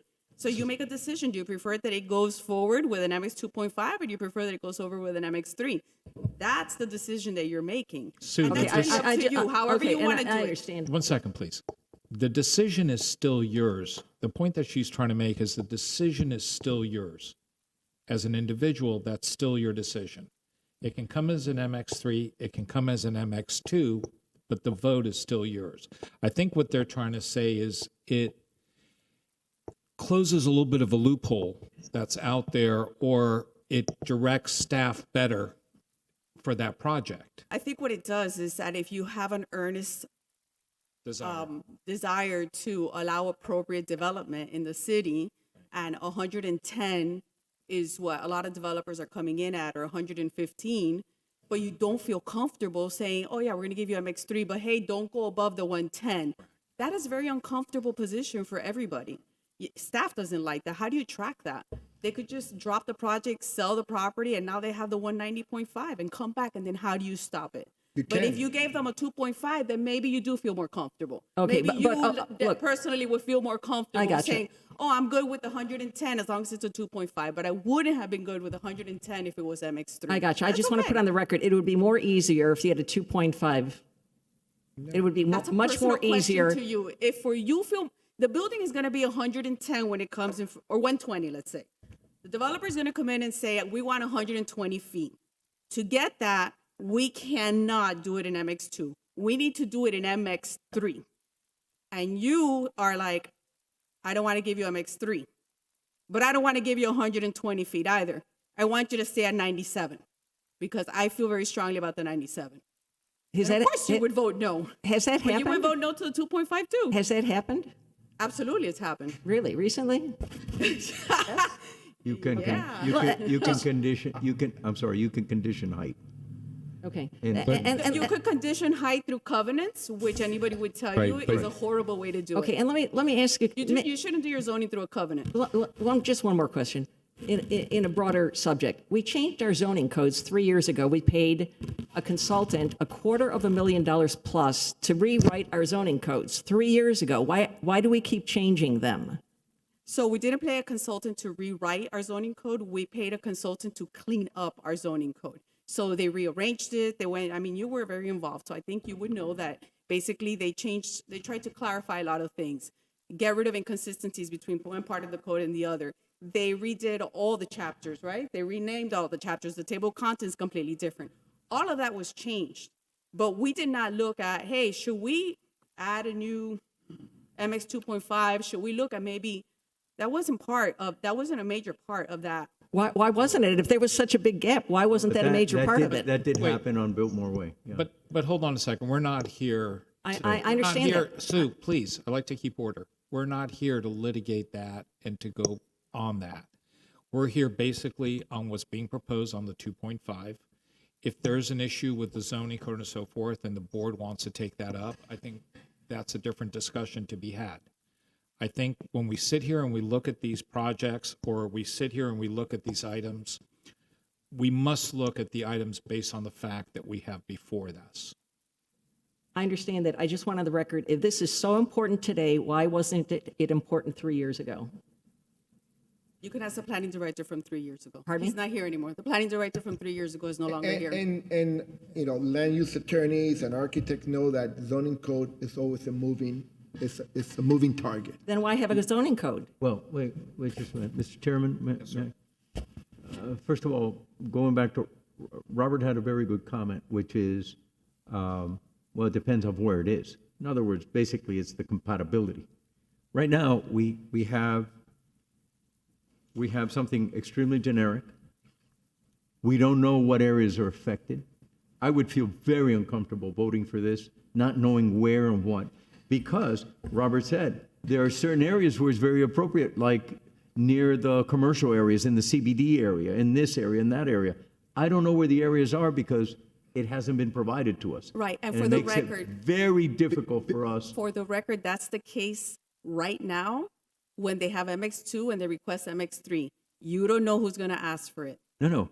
We don't want a blanket. No, wait. And Felix, the application that comes before us You is will going to see identify every where. single application. But right You now, will see every single one. excuse me, right now, there are areas that have MX2. There are areas that have MX3. I'm not talking about areas that haven't been rezoned. I'm talking about areas that are rezoned and haven't been developed. Those are the areas I'm talking about. And I think that's what how the chairman started this conversation. But we're not rezoning. but- We are adding a new zoning No. category, but we are not rezoning any No, property. I didn't say you're rezoning. Okay, just making sure we're clear. Let's, again, going back, unless, I'm paraphrasing the chairman, where is it? In other words, not where is the 2.5, it's nowhere because it doesn't exist. Where is the existing MX2 next to the MX3?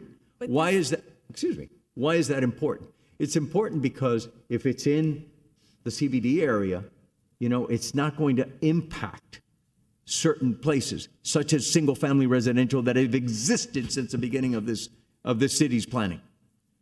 I am very concerned, very, very concerned of taking something like this, voting for it, and not having any idea what the repercussions are.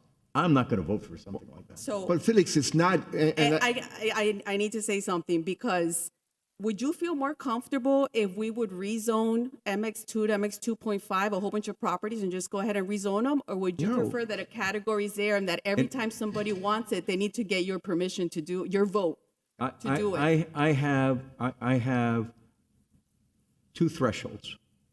Number one, because I live in the city, I want to make sure that the compatibility around me stays preserved. That's why you should see it. People are sick and tired of having high-rises built right next to their single-family homes, where they get to see them where they didn't exist before. That's number one. Number two, when we look at a change of zoning, It would be irresponsible for me as a planning board member. And I think it's very serious that for us to say we're going to create something new, but we have no idea where it could be done.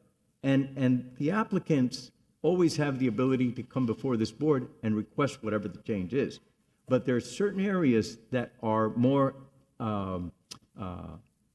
compatible with these things compared to other areas that are not. But that's what Sarami is exactly saying. I From honestly listening give to up. it, what she's Not saying is rezoning. it's up to the board to make that determination through the individual votes. What we're giving you is the option to not give MX3, but to give And I feel more MX2.5 comfortable instead of not giving having a covenant. The MX3, covenant's because if we give ridiculous. MX3 and they don't go forward with a project, we could end up with a building, somebody could proffer, we're gonna do 110 feet. And once we give them MX3, we can't do anything about it. Robert, right now, there's an inventory of MX3 and there's an inventory of MX2. Do you know where it is? Because I don't. Felix, but I could give you that. That's Felix, but online. We have this that is on not, Grades. You can we're go not and click on that rezoning map and see it. anything. We're not rezoning. Wait, This guys, just we gives can't, I'm going to take a timeout. The court reporter can only take one person at a time. She doesn't have a stereo machine. So I would really appreciate if one person would speak at a time for her benefit. Go ahead, Robert. You were talking. We're not rezoning throughout the city. This is, the applicant's gonna come in and says, I have this parcel, I wanna apply for 2.5. First of all, it's gonna be up to this board to say yes or no. Doesn't mean that automatically they're gonna get it. We're just giving them a new zoning category for them to choose. Instead of going to MX3, which at that point, we give them a carte blanche to come back, somebody else and says, you know what, I got MX3, I want to do 190.5 feet. We have no control over that. This would say, okay, if you don't do this project, the project you're proposing, that land will be limited to 110 feet. And I think, my understanding, that is what we'll be doing today. Is that not correct? We'll be limiting to 110 feet. Yes, because you're not going to stop a developer from coming and asking you for more. All they're going to do is come in and ask for MX3 and provide a covenant saying we're going to stay at 120 feet. And that may be what you feel more comfortable with. And that's fine. If you want to do your zoning through covenants, that's fine. It's not the recommendation, but absolutely that's fine. If you feel that that makes it easier for them to come in and ask, I don't know. If I were a developer, I don't know if I would care if I was asking for MX3 or MX2.5. I would ask for whatever I need, for whatever's going to make my project successful. I wouldn't really care what anybody thinks about it. I would ask whatever makes a successful project, because people, that's what they do. That when they develop, they want to make a successful project. And if they need 120 feet, that's what they're going to ask for. And if you're going to get 190, then maybe they'll build to the 190 instead. I don't know. That's something that I can't control. But if you feel that it opens it up to developers being more willing to ask for additional height, then yeah, maybe. Surami, correct me if I'm, right now you allow, or Jennifer, you allow 97 feet in MX2. Yes. And we'll be there, this is going to 110 feet. 110.5 And without med bonus. with med bonus. Okay, but you still get bonuses in both. I think the difference here is that floor to floor, in order to allow 10, 11, 12 feet, you need the extra height. This is not, because it's simple between 97 and 110. Yeah, you could fit one more floor. No. 13 feet, unless you're gonna do unless you're gonna walk in sideways, you can't fit 2 floors. That was considered that you would need like, it was 13 foot? 13 and a half feet. 13 and a half feet, because you don't want developers to be limited to a low floor to floor, because it's not as high end. And having done a building 97 feet, you get 8'8", which in today's environment, today's market, that's not acceptable. You want to have 10-foot ceilings, you know? Because the number of stories is still the same. Yes. Jill, The number of stories is still the same. let me ask you a question. Do we have any people from the audience that have signed up for this item? No. No? Do we have anybody on Zoom for this item? No. Anybody on phone platform? No. Okay, so let me go ahead and close it for public comment. I got one more. Does the 2.5, if you ask for 2.5, do you have to give public benefit, such as a park or something like that? Not currently drafted, no. It's just one of the categories you can select. Right. Okay. You could still negotiate all that, though. Right, it's part of Which is site why plan. you would want to keep it this way and not be an outright rezoning, because then you all wouldn't see it, the commission wouldn't see it. It would just be, well, I think for 20,000, they have to go in front of commission regardless, right? Right, yes. Even if they, yeah. Any other, Julio? I think it's actually a better control than what we have right now. Right now, we either go to MX2 or then you jump to MX3, which is what we've been fighting against, because developers are not going to go for the lower square footage and the lower buildings. So I think having the MX 2.5 makes a lot of sense.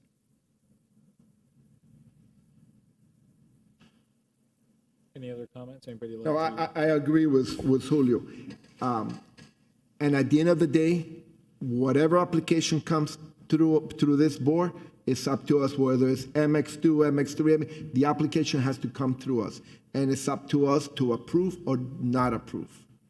So, I mean, I agree. I feel very, very good about the 2.5. I think it's going to set additional control for future sites that we don't have today.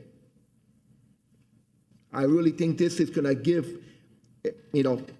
an assurance that somebody in the future cannot do a bait and switch and say, hey, I'm going to sell this property to my other company, and the other company is going to go 190 feet. And that's what. And that's going to be a way to limit that. I really feel this is more than anything else, it's a safety measure that we put in place.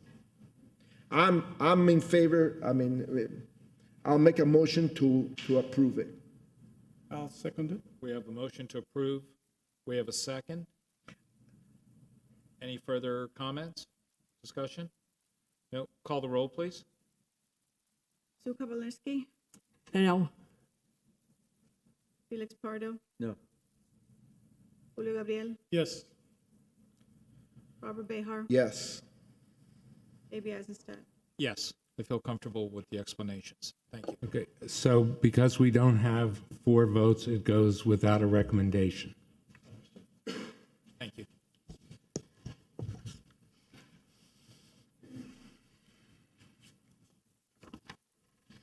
If you would, let's move on the agenda. We have G6.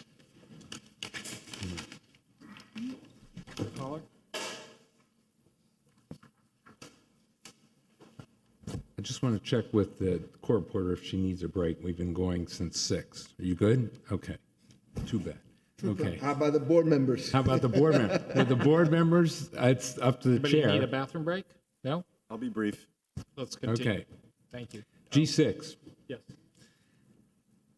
An ordinance of the City Commission of Coral Gables, Florida, granting conditional use for building site determination approval pursuant to zoning code Article 14, process section. The building is saying something to us. Building site determination approval pursuant to zoning code Article 14, process section 14-202.6, building site determination, and section 14-203, conditional uses to separate to 2 single-family building sites on the property zone, single-family residential SFR district, legally described as lots 21 and 22, Block 3, Coral Estates, Coral Gables, Florida. 1 building site consisting of Lot 21 East Parcel and the other 1 building site consisting of Lot 22 West Parcel, including required conditions providing for repeal of provision, severability clause, and an effective date. Item G6, public hearing. Thank you. Good afternoon, Mr. Chairman, board members. My name is Andre Vasquez, 1892 Southwest 10th Street, Miami, Florida. I am here on behalf of Adrian Construction Group. With me from Adrian Construction Group is my client, Alvaro Adrian. We also have our architect, I believe we have our architect via Zoom, Jennifer Salmon. So the subject property of our application is 631 Zamora Avenue, which is currently a vacant parcel comprised of 2 platted lots. Our intention is to build 2 single-family homes, which will be accomplished by a lot split, which is achieved via conditional use site plan review, which is why we're here today. Now, I'd like to highlight a few points in the staff report prepared by the professional members of your planning and zoning staff. First, a quick history of the property. Contained 1 single-story structure built in 1940. In 2020, it was demolished. Shortly after that, our Adrian Construction Group purchased the property in November of 2020. Important to note that the demolished structure sat on one of the 2 platted lots, which is the subject of the application. And this is important because had the structure sat on the lot line, it would have been detrimental to the application itself. Also worth noting from the staff report that there is no unity of title tying the lots together, and the staff report confirms this. Okay, as to the designation, it's designated single-family low density and zone SFR, single-family residential. That won't change. A quick procedural history of the application. So in May of 2022, we went to the Development Review Committee, accepted several department comments, and they were addressed. Then after that, we went to the Board of Architects twice, once in November of 2022, and again just a few months ago in March of 2023, where the Board of Architects approved our design, and from there. So that brings us here in front of the Planning and Zoning Board, where we come with a recommendation of approval from the Planning and Zoning staff. First, I want to get into the city code, zoning code itself. Section 14-2026F lays out the criteria that are required for a lot split in the city of Coral Gables. Lot splits in the city of Coral Gables are very difficult due to the stringent code requirements, and it lays out, like I said, the 4 criteria. Of the 4 criteria in the code, 3 need to be met in the application. Our application meets 3 of the 4. I could go into, for the record, one by one, but I will point to the staff report on page 11, which lays out the 4 criteria, page 11 and page 12. The only criteria of the code which is not met is that the owner must own the property for 10 years or more. As I stated just before, the applicant purchased the property in 2020, so that's not met. But like I said, 3 of the 4 are met, so we're good there.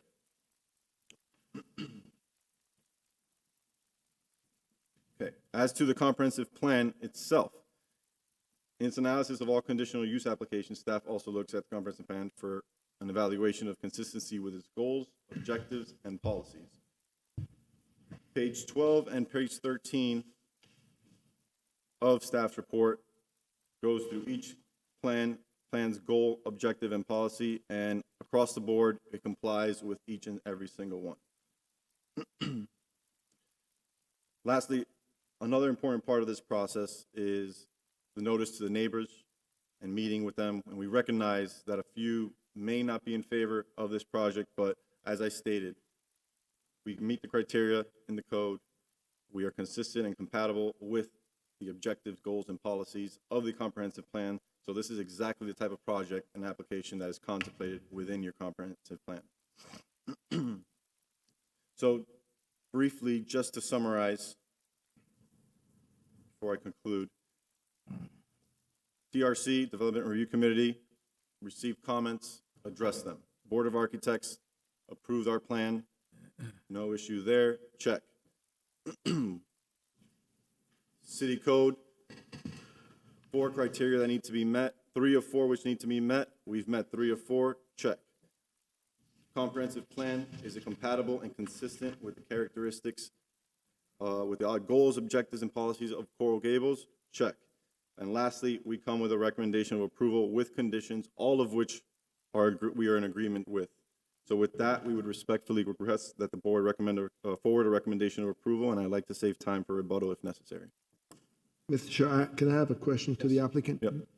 You say that the original house was built in 1940, it was built on one lot, not striding both lots? That's correct, yeah. And we have, I attached to my statement of use and also in the packet before you is the survey of that existing structure, which Okay, and shows that. was there a recorded covenant or anything, unity of title on this property?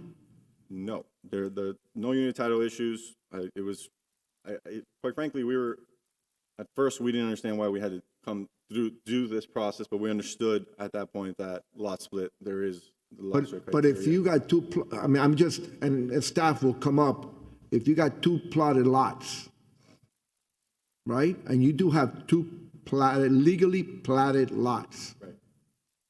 Why are you here? I'm gonna let staff, when staff do the, Yeah. Was there a fence going around it?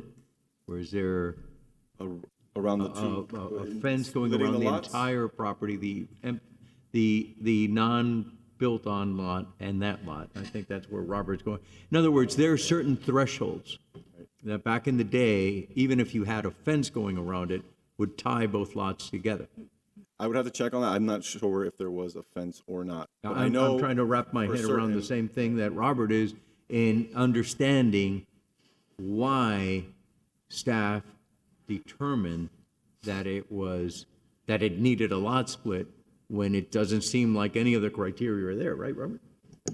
I don't see any. I mean, if the house was not built, so let staff do the presentation and find out. Just one quick question. Do you have one folio number or two folio numbers? Right now, we have one folio around. So there's two folio numbers, which means it was never, That's- it was not tied.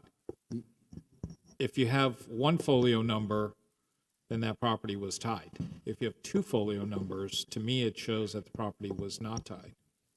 Can you speak into, Wait. did you Question swear- one, Can you go to the microphone, please? Thank you. Raise your right hand, please.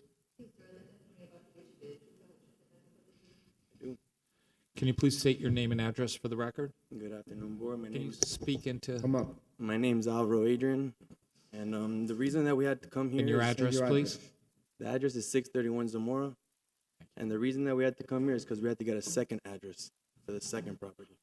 So we couldn't present plans without a second address. Wait. So we have two folios. Can you say that again? We have two folios with the city Right. of Dade County. But when we proposed our building permit, they asked for a second address, and that's why we're here to get our second address for our second lot. Yeah, because an empty property does not get an address until you apply for a building permit.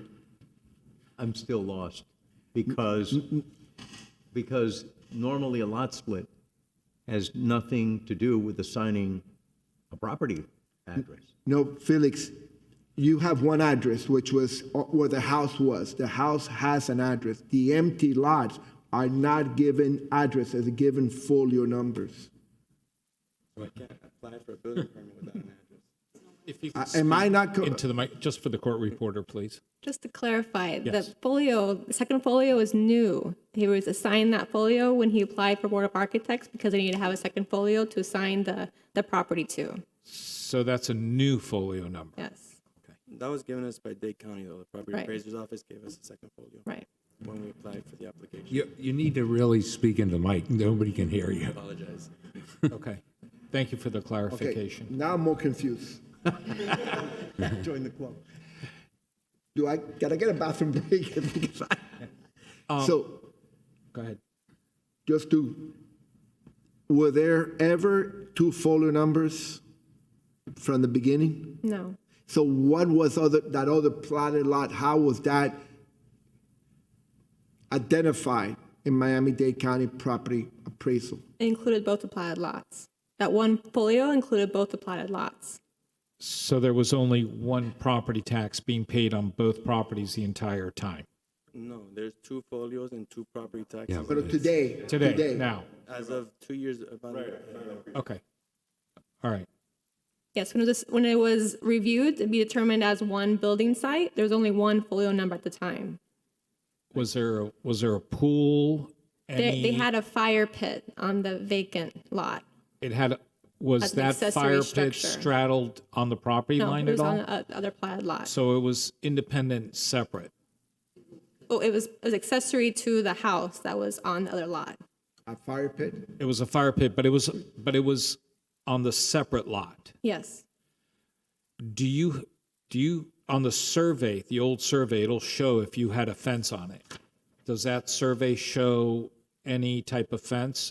The reason I'm asking, and I think this is the reason Felix asking, I remember from years and years and years, if there was a fence or something that was around the property, Continuous fence. a continuous, it was, you're right, you were on the board also. Yes, If there was a continuous fence along the property as well that linked the property. It was always considered one property since And owners would do 40s. a fence to the property line and then start the fence again on the other side of the property. No, line. there was never a fence between the two lots. No, I'm saying That linked them together. to keep the separation of lots at that time, to avoid the fence making it, or forcing it to be a single property, you would stop the fence on the property line and then start another one on the other side. An inch apart. An inch apart, yes. Yeah, it's exactly how it was done. I clearly remember that. And I think, it's interesting. I think that one of the reasons that was done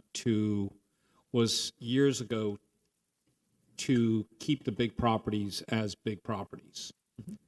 But I also think that was done to keep those big properties in the major thoroughfares, not in the back portions or in the internal areas, from what I recall.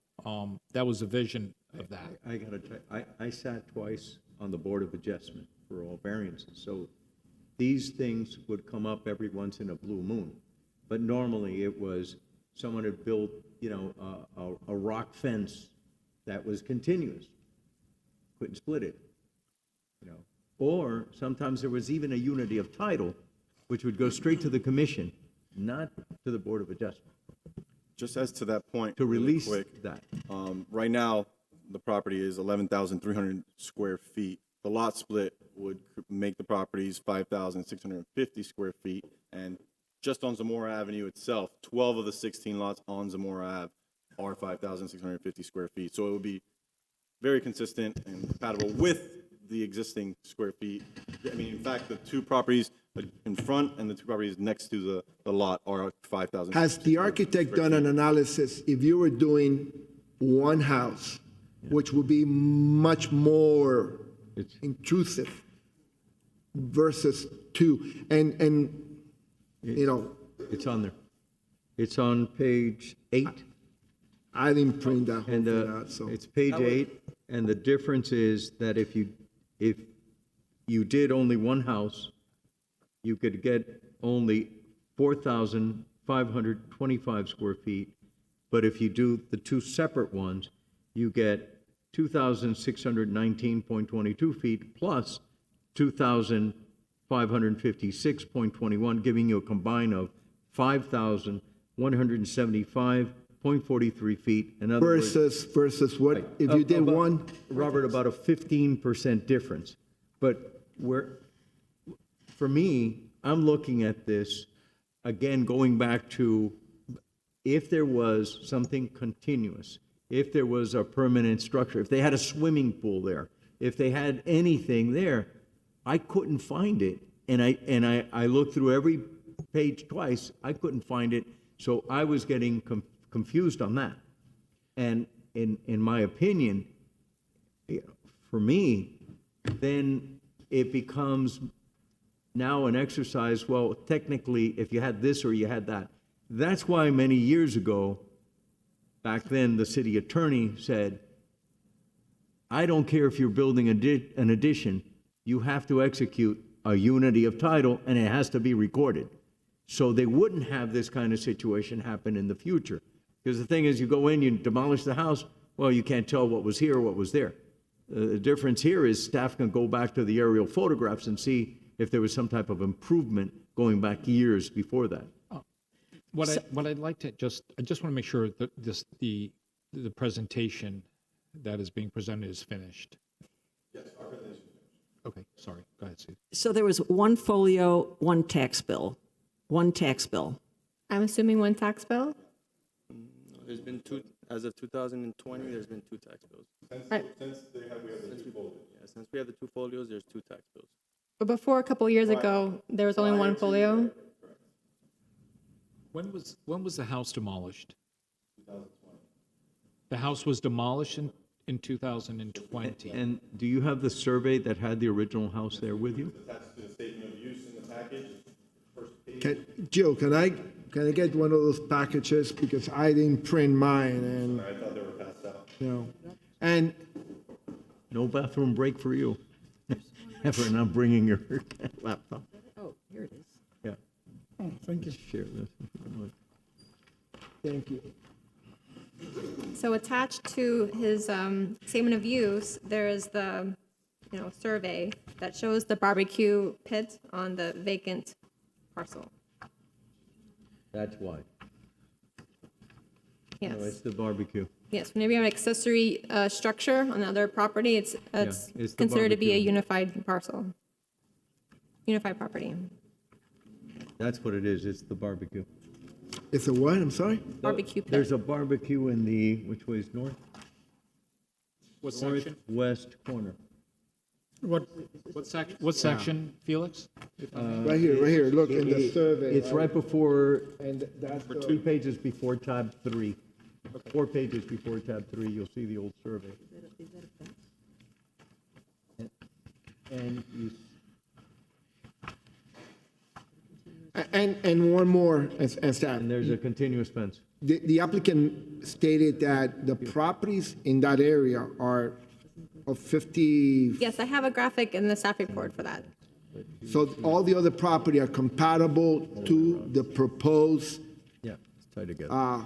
size of the lot. Is that correct? That's correct. And if you look at the actual statement of use, which is right before, obviously, the exhibit, the survey, on page 2 of the statement of use, it is a breakdown of every property, or, adjacent or property within the radius, and it's a breakdown of the square feet.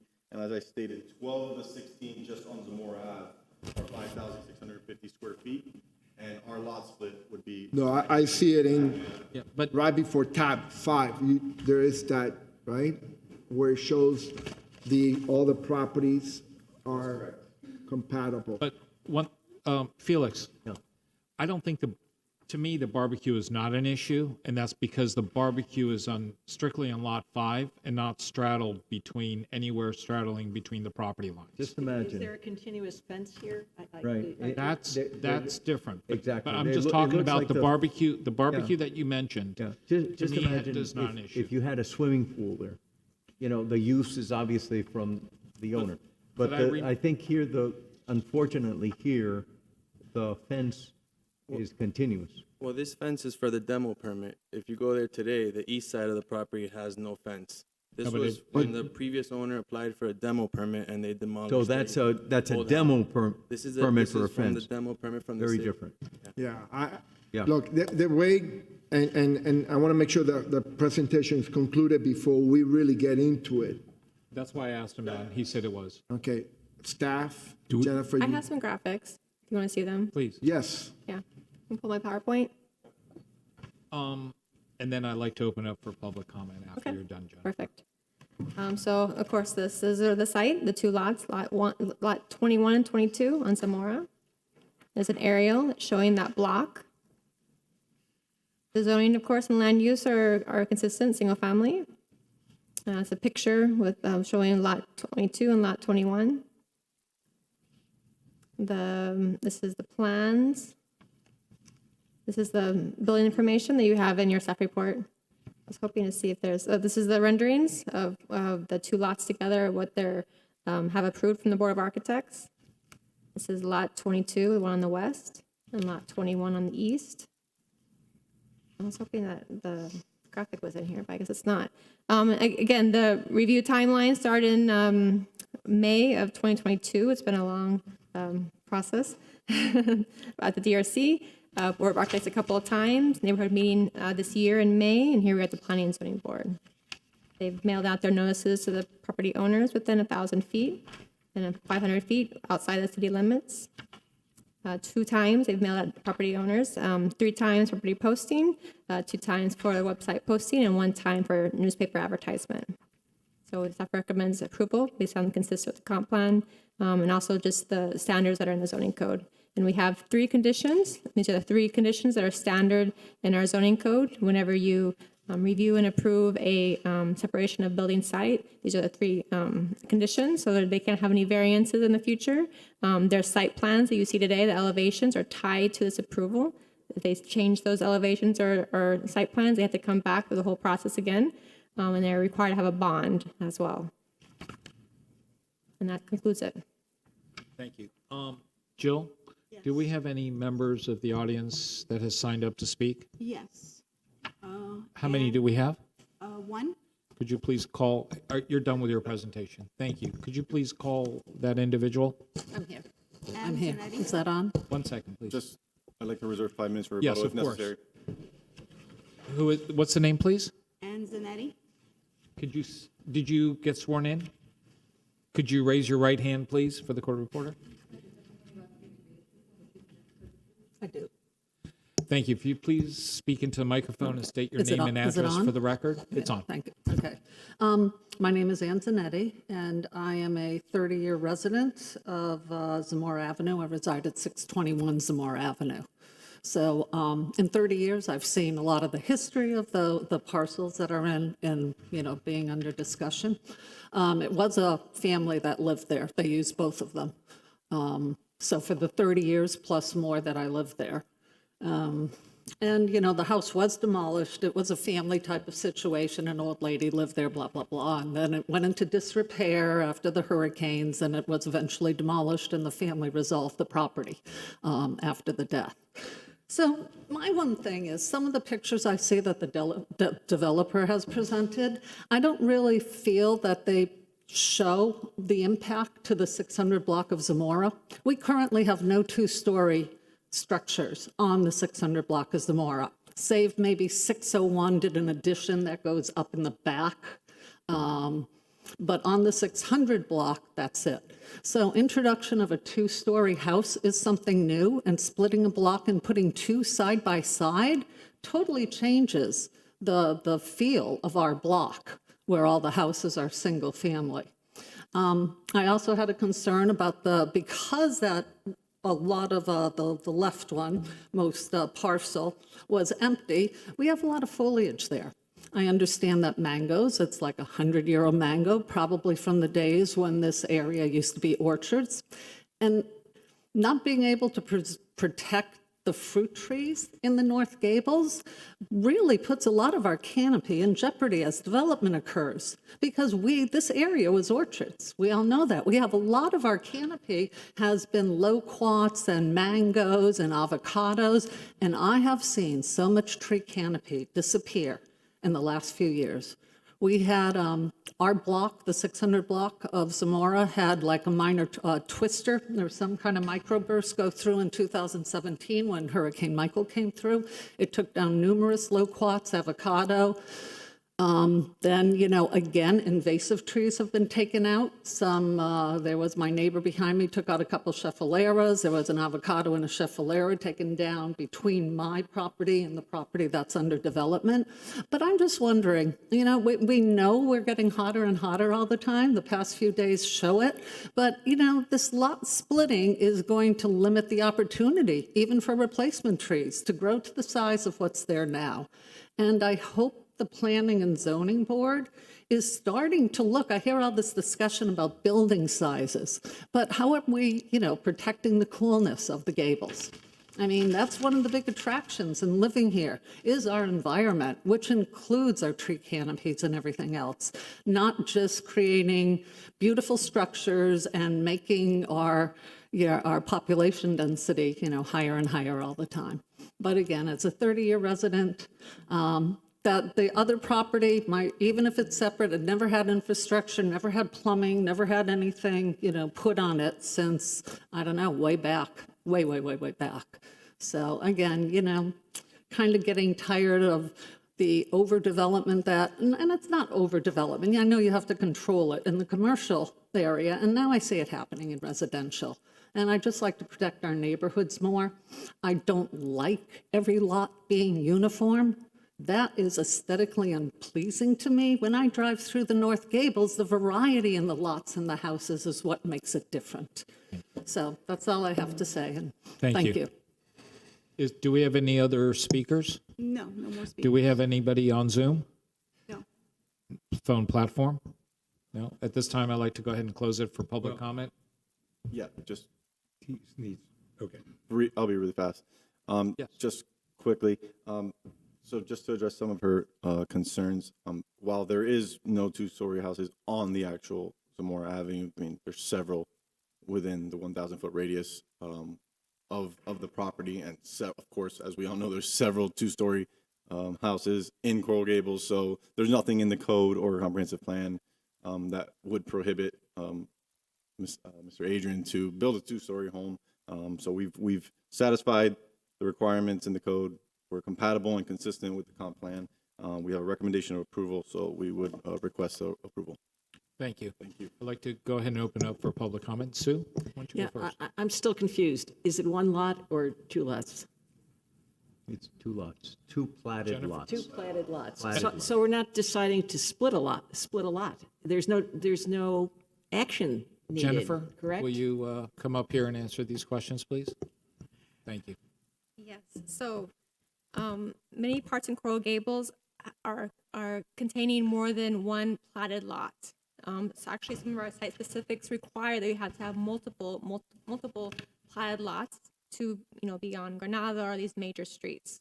So when there's a vacant lot, the requirement of the zoning code says you have to come to planning and zoning, to development services, and request a building site termination. So when they request that, staff studies it, look at the history of the property, they look at the survey, they look at the past conditions, and they make a determination if it's going to be one building site or two building sites. In this case, staff, I wasn't involved, staff determined that it's one building site. So the only way for them to develop two houses here is for it to go through the conditional use process, which involves coming to planning and zoning, well, first DRC, Board of Architects, get their approval of that house and the site plan, coming to planning and zoning for recommendation, and going to commission for final approval. So right now, it's one building site that consists of two platted lots. What they're requesting is to split that building site, to separate into two building sites. But just to, because I'm a bit confused as well, and I'm trying to determine, when I look at the actual plotted lots on that block, it shows as two plotted lots, lot 21 or 20 and 21. If it was being one lot, it would not be the case. I took the old survey, I did the math, and they actually complied with the original setback of just over 5 feet on that interior side. In other words, that house was built specifically there to stay as one house on that one lot. Right, There's that's one no of the doubt. criteria. The architect at that time, the builder at that time, didn't put it there willy-nilly. They calculated it based on the 5-foot side setback, and it has just a couple inches beyond that. Over the 5 feet. Not over the 5 feet. In other words, within the 5 feet, it complies with the old zoning code of the 5-foot side setback. In other words, it was done intentionally, without a doubt, that was one lot.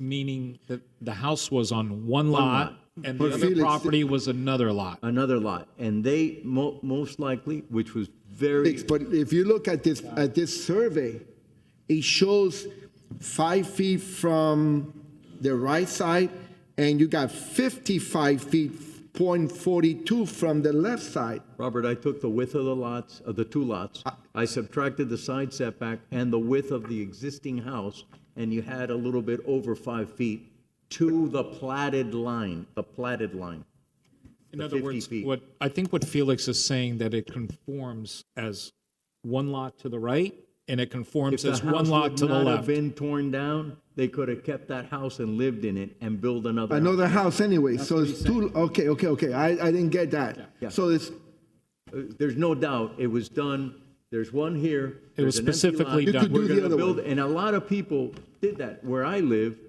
Okay. you know, there was a neighbor. Interesting.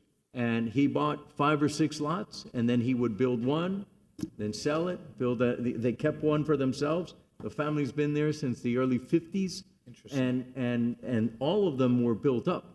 So there's no doubt in my mind that the original intent was to have 2 lots. Now, I also understand the neighbor's point of view, but, at the same time, what I'm applying is, back in the day, you would come in here to see someone and they would give you a determination. Unfortunately, I don't see the determination letter in here. Do you have it? It's attached to the staff report. I'm sorry? It's attached to the staff report. It's attachment, The determination letter. attachment B is the building site determination. B? Well, Attachment B. Felix is looking that up. Just a question. Were there any code violations on the property? I believe so. So it was always conforming, there was no additions made No, before no, it was knocked down? Yeah, no, There it were no wasn't. additions that were made that were illegal or so forth? No. Okay. No, you're right, Felix. 39.70 and 5 feet. So you had, That wasn't a joke. They did it on they purpose. did on purpose to be able to build another house next door. So, look, I personally, I don't think we're doing a lot split. I think that the lots are already split. I don't know what determines the lot split. I'm in favor of having 2 houses versus 1 bigger house. And I want to add a personal note especially for the neighbor. I've only lived in my house for 32, 33 years, in the same house. I added to it, and I had an empty lot next to me. And that empty lot was just a 50-foot wide lot. All the other lots in the entire block, both sides of the block, 100 feet because it was 2, 125 because it was 2.5. There was 175, but they were all bigger. And they built the 2-story house, and they had to shoehorn it in there with the septic tank provisions and all that. And you know what? I wasn't pleased. It's a nice family living there. We're good friends, and that's the end of that. But the point I'm trying to make is that was least compatible because it was the only 50-foot wide lot. Everything else was 100, 125, except one exception of a 75, which took it from the other 125 feet. So you also look at compatibility, which staff did. And they did a very good job in marking all the different things. So to see the compatibility. And to be quite honest, I looked at the application and I thought, it's just a typical developer trying to get a little more square footage on the thing.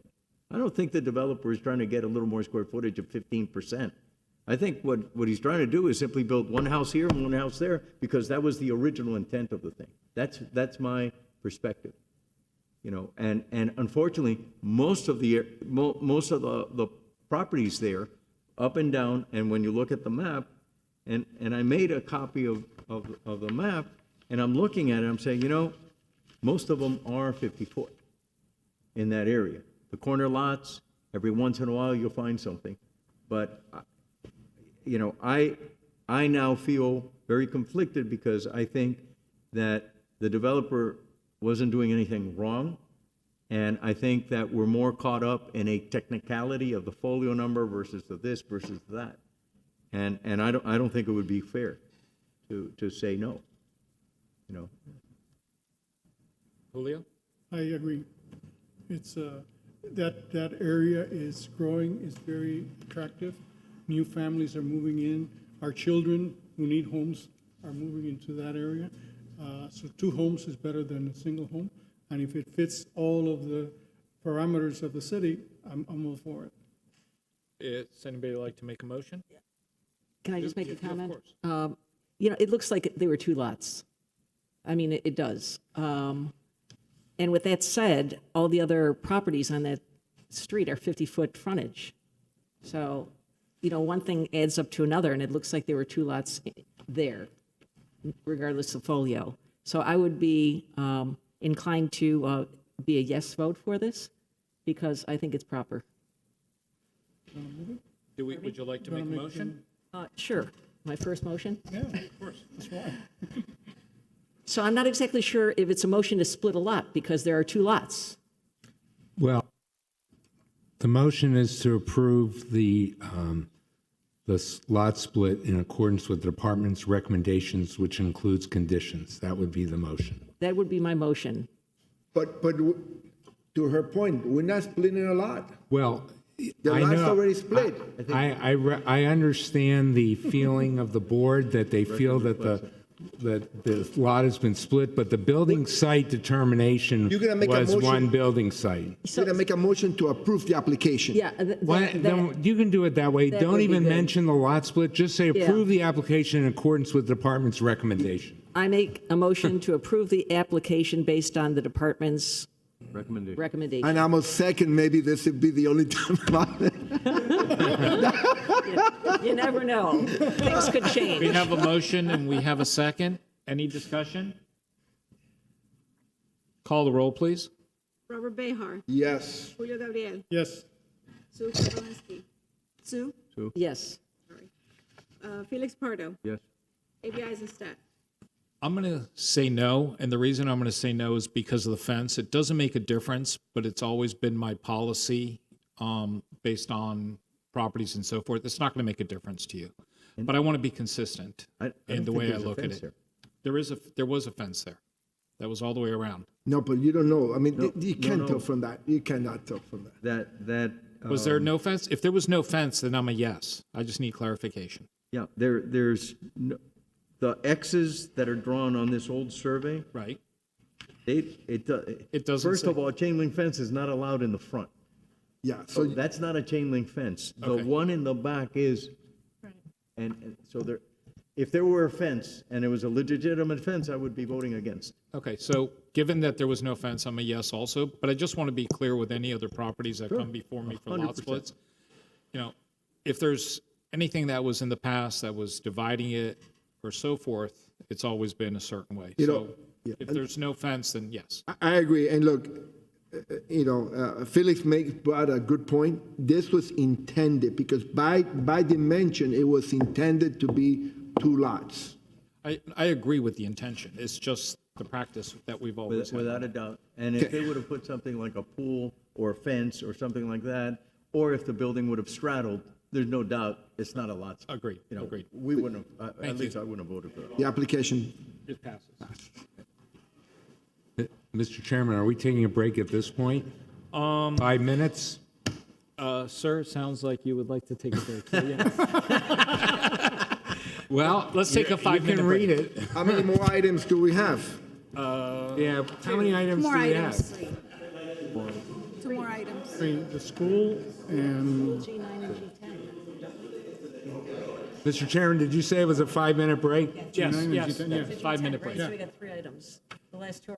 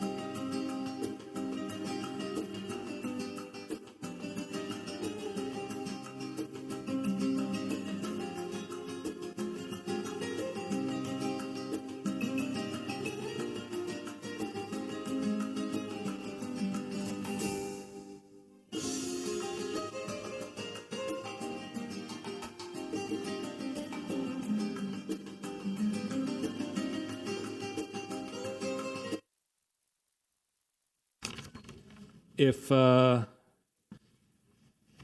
everybody's here, let's go ahead and resume, please. Recording in progress. Mr. Caller, if you please read item G7. Jeez, sorry.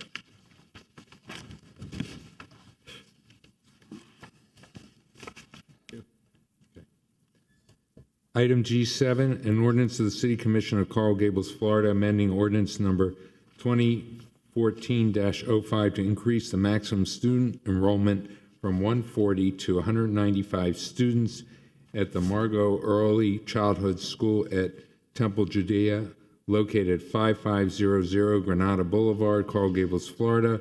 All other conditions of approval contained in ordinance number 2014-05 shall remain in effect, and providing an effective date. Item G7, public hearing. Thank you. Good evening, Mr. Chairman, members of the board. Sue, welcome to the board, and Felix, welcome back. Thank you. For the record, my name is Zeke Guilford, offices at 400 University Drive. I'm here with Juan Espinosa of David Plummer and Associates, if you guys have any questions on their parking analysis. You probably all know where Temple Judea is, but just in case, it's on the west side of US 1. To the north is the Baptist Church of Coral Gables. To the south is Ponce Middle School. Obviously, across Dixie Highway is the University of Miami, and behind the temple is single-family residential. In 2014, we applied for and granted an expansion of the building, which allowed additional classrooms to be added. Those completions have already taken place. And to kind of regress a little bit, and I don't know if back then staff asked the wrong question or if we answered the wrong question, but because before the expansion, they asked, how many students do you have? Not how many students can you have?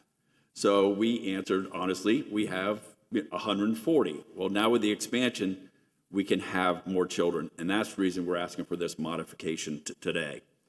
And what's also important is not really the number of students, but what effect does those students have on the infrastructure, parking, traffic, and through David Plummer's analysis is what we found out. There are 37 AM peak additional trips, and there are 34 PM trips, additional trips. And to be honest with you, the PM is kind of misleading because the way traffic is reviewed, we look at peak period as really 4 to 6.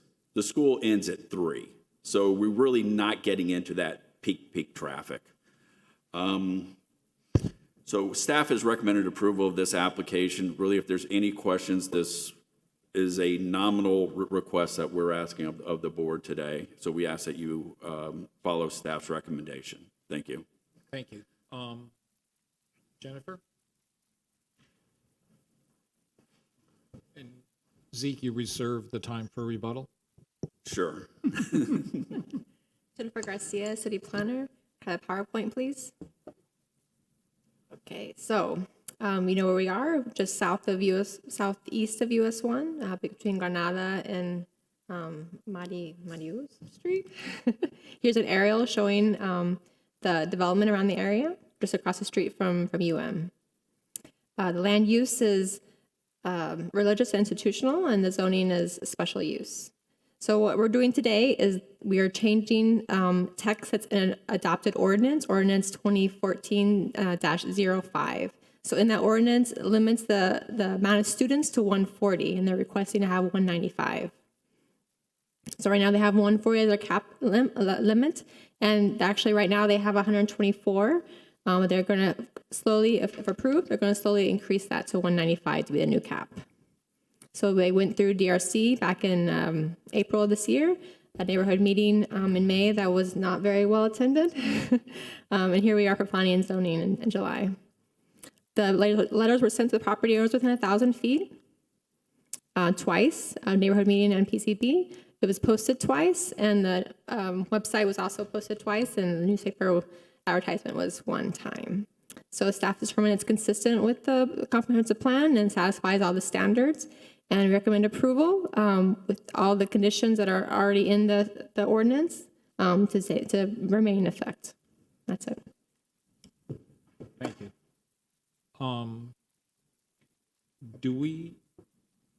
Do we have anybody here that would like to speak on this item, Joe? Thank you. At this time, I'd like to go ahead and close it for public comment. Sue? No one showed up for the public comments in the neighborhood meeting? That is correct. We waited a half an hour past the starting time, and nobody showed. Wow, that's incredible. I have a couple questions on the traffic study. Sure. The plumber study. So if you have 37 more AM trips and 34 more PM trips, but you're adding 55 more students, why wouldn't there be 55 trips back or forth? For the record, Juan Espinosa with David Plummer and Associates, 1750 Ponce de Leon Boulevard. So this is based on data on different schools. So this is just in 1 hour. If I can ask, you were sworn in? No, I was not. Sorry. Could you raise your right hand, please? I do. Thank you. So this is based on data collected at different preschools. And what happens is there's carpooling, there's kids that come in 2 cars. There might be kids that walk to the side, bike to the side. So the number of trips doesn't represent the number of students. The same way we're overestimating the PM, like he said, because a lot of daycares usually extend past the 3:30. They usually end at 6 o'clock. So we are overestimating the PM peak because it's not going to happen. Okay, at I this just school. didn't know that carpooling was so popular in Coral Gables. So I was a little surprised that you wouldn't show 55 trips. You could also have 2 children that are going at the same time. Car with the same I understand there's and different kinds of they reasons. might come. I mean, this isn't an hour, so it's a parent drop it Yeah. at 7:30, another at 8:30. It doesn't coincide in the same hour. So Okay, and I'm sorry, I didn't catch your first name. Juan.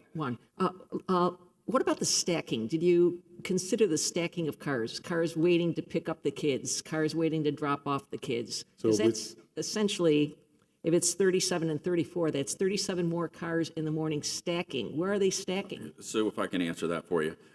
In the original traffic study, only 9 parents dropped off their cars, so less than 10%. Because we're going from 18 months to 4 years old, what their original traffic study found is people don't want to drop off their 18-month-old.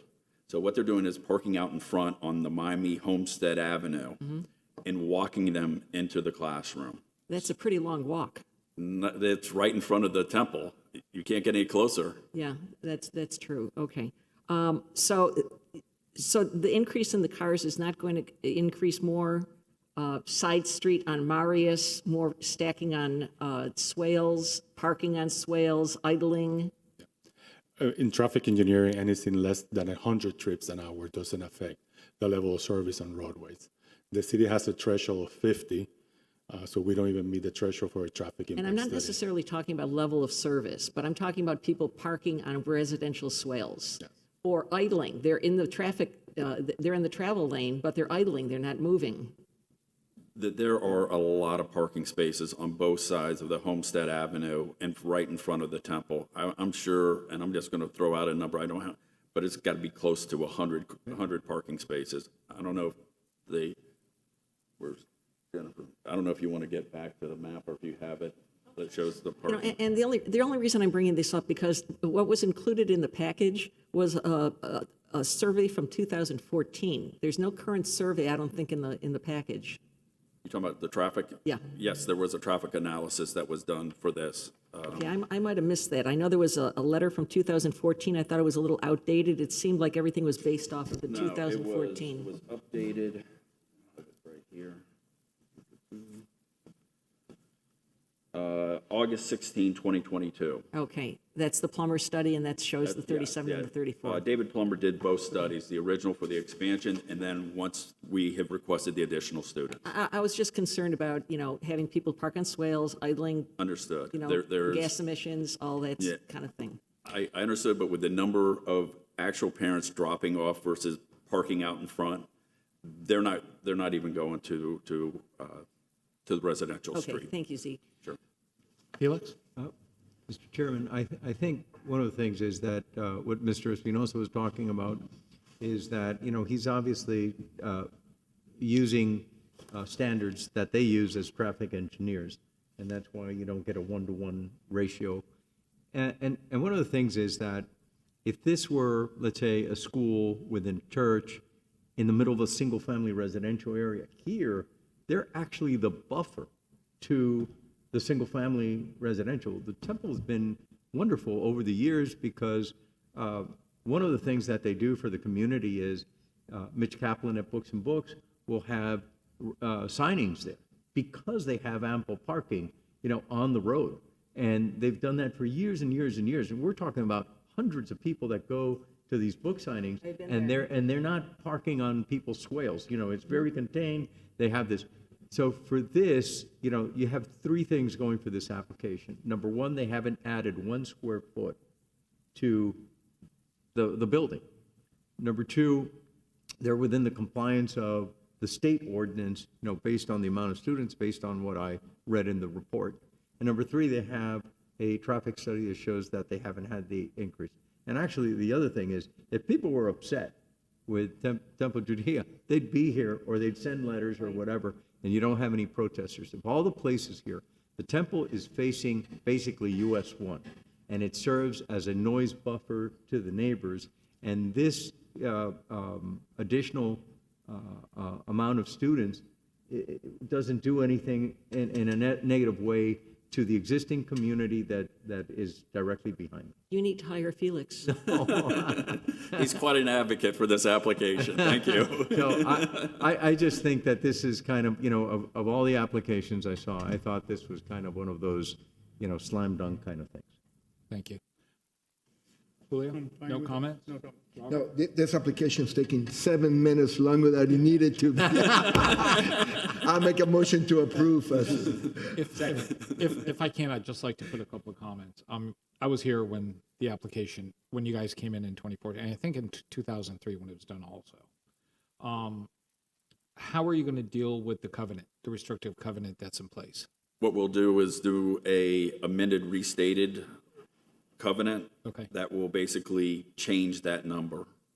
Okay, and you've spoken to the city based on that and Yeah. so forth? Okay. The other thing I just, one of the comments that Sue had made, the temple actually has police officers that are there that not only are in front outside, but also direct traffic when the drop-off, ingress and egress. And I think that was part of That was what one of the proffered. conditions Correct. of the last one as well. Correct. So 2014 that I read. right, so it's there. I mean, there's no reason. So that was the only comment. We have a motion. We have a second. Motion, and I'm the Motion second. by Robert, second. Any discussion? Call roll, please. Julio Gabriel, Yes. Yes. Felix Pardo, Yes. Robert Bejas. Yes. A.B. Eisenstadt. Yes. Thank you all very much. Sorry for taking 8 minutes. 10 more minutes. than- It went to 10. All right. That was G7. G8 we have done already. 9 and 10. G9 and 10 are related. You're going to read both into the Yeah, record? I'll read them both. Item G9, an ordinance of the City Commission of Coral Gables, Florida, granting approval of proposed amendments to the text of the City of Coral Gables Comprehensive Plan Future Land Use Element pursuant to expedited state review procedures and Zoning Code Article 14, Process Section 14-213, Comprehensive Plan Text and Map Amendments to provide for additional building height up to 137 feet and 6 inches with park incentives if developed pursuant to the Design and Innovation District regulations, and clarifying the Design and Innovation District as a transfer of development rights receiving area, providing for a repealer provision, providing for severability clause, and providing for an effective date. Item G10, an ordinance of the City Commission of Coral Gables, Florida, providing for text amendments to the City of Coral Gables official zoning code pursuant to Zoning Code Article 14, Process Section 14-212, Zoning Code Text and Map Amendments to create an incentive program within the Design in an innovation district to allow a maximum building height of 137 feet and 6 inches by providing a park open to the public, providing for a repeal of provision, severability clause, codification, and for an effective date. Item G9 and G10, public hearing. Okay, for the record, Jennifer Garcia, City Planner. Yes. No, I said thank you. Oh, thank you, Craig. Most welcome. I have some slides, if they could pull up the slides. Thank you. All right, so the Design Innovation District is historically the industrial area of our city. And as you remember, it used to be the Public Works grounds. I'm sure a lot of you have been here probably a long time and you know what I'm talking about. And since then, it's been redeveloped as a mixed-use center. So it's south of Bird Road to the east of Lejeune Road and just north of Ponce de Leon when it starts to angle down. And of course, the city limits of the city of Miami. So this is what it looks like now, looking at an aerial. Most of the area is the Village of Merrick Park with some mixed-use buildings surrounding it. And this is kind of looking at like the street grid and looking at the open space that there is right now. And as you can see, it's lacking a little bit of the open space. The major open space, the heart of the district, is of course the square, the courtyard that's inside the mall, and then of course the underline, which is the linear park to the south of Ponce de Leon. So what this text amendment is doing, this is sponsored by a commissioner, in exchange for additional on-site, open to the air park space, open space. A developer could increase the height past the 97 feet. I should go back. So the MX2 zoning, which is most of the zoning in this area, is capped at 70 feet. With med bonus, which is a requirement of the district, the maximum height is 97 feet. So right now, a developer could come forward and request 120 feet at 10 stories and go through the conditional use process of planning and zoning and to the commission for that approval. This would add additional about 3 stories from the 97 feet up to all the way to 137.5 feet with public park. So the way this is designed is that with each 5% additional on-site landscaped open space open to the sky, aka a park that you would normally park, not an arcade, not elevated open space, not open space on the right of way, but it has to be on-site, open to the sky and landscaped. With each additional 5% of that, you would be additional 13 and a half feet. 13 and a half feet is a magic number in our zoning code, as you know, for the med bonus, right? So with each additional 5% open space, a property could increase the height all the way to 137.5 feet. So the requirements are on the left. You can see that it has to be reviewed and approved by the City Commission. It's not a by right by any means. It's maintained and constructed privately. 30% of the maximum of that park can be used for outdoor dining. It has to be to the public, obviously. 50% of that park has to be shaded with tree canopy. So we don't want to have a hardscape park. We want to have a very lush and shaded landscape park. The maximum width to depth ratio will be 1:3. So you're not going to have a linear skinny park on the side of a building. You're going to have a very, not fat, but a comfortable ratio space. And some other requirements as far as improving the abutting rights of way and additional benefits as deemed appropriate by the commission in exchange for the additional height. So as you probably know, our height is also capped in the comprehensive plan. So this would require the language to be added in the comprehensive plan under the commercial mid-rise intensity and also the industrial land use. So the added language would be to allow 135 feet maximum limitation of 12 stories with the public parks incentive. That'll be both for the mid-rise and for the industrial. And so also to clarify that TDRs would be acceptable in the industrial land use. That's what I have. I could go back actually to the graphic, kind of my PowerPoint back. While you wait for that. Yeah. is there a project specific, because I know this area very well, there's not many properties available in this area. I know it very well. The only property that I'm familiar is that empty lot that is in front of Nordstrom. Yes. Okay, is this specifically to a project that is being contemplated? No, this Because- would be applied for this whole entire district, but this is in partnership, not partnership. This was envisioned because of that property being requested to be developed, the landscape that's already providing. A lot of the residents, from my understanding from meetings that they've had with the commission and the residents that are in the area, they want to see more open space. They're lacking open space. So, of course, that property is privately owned, Right.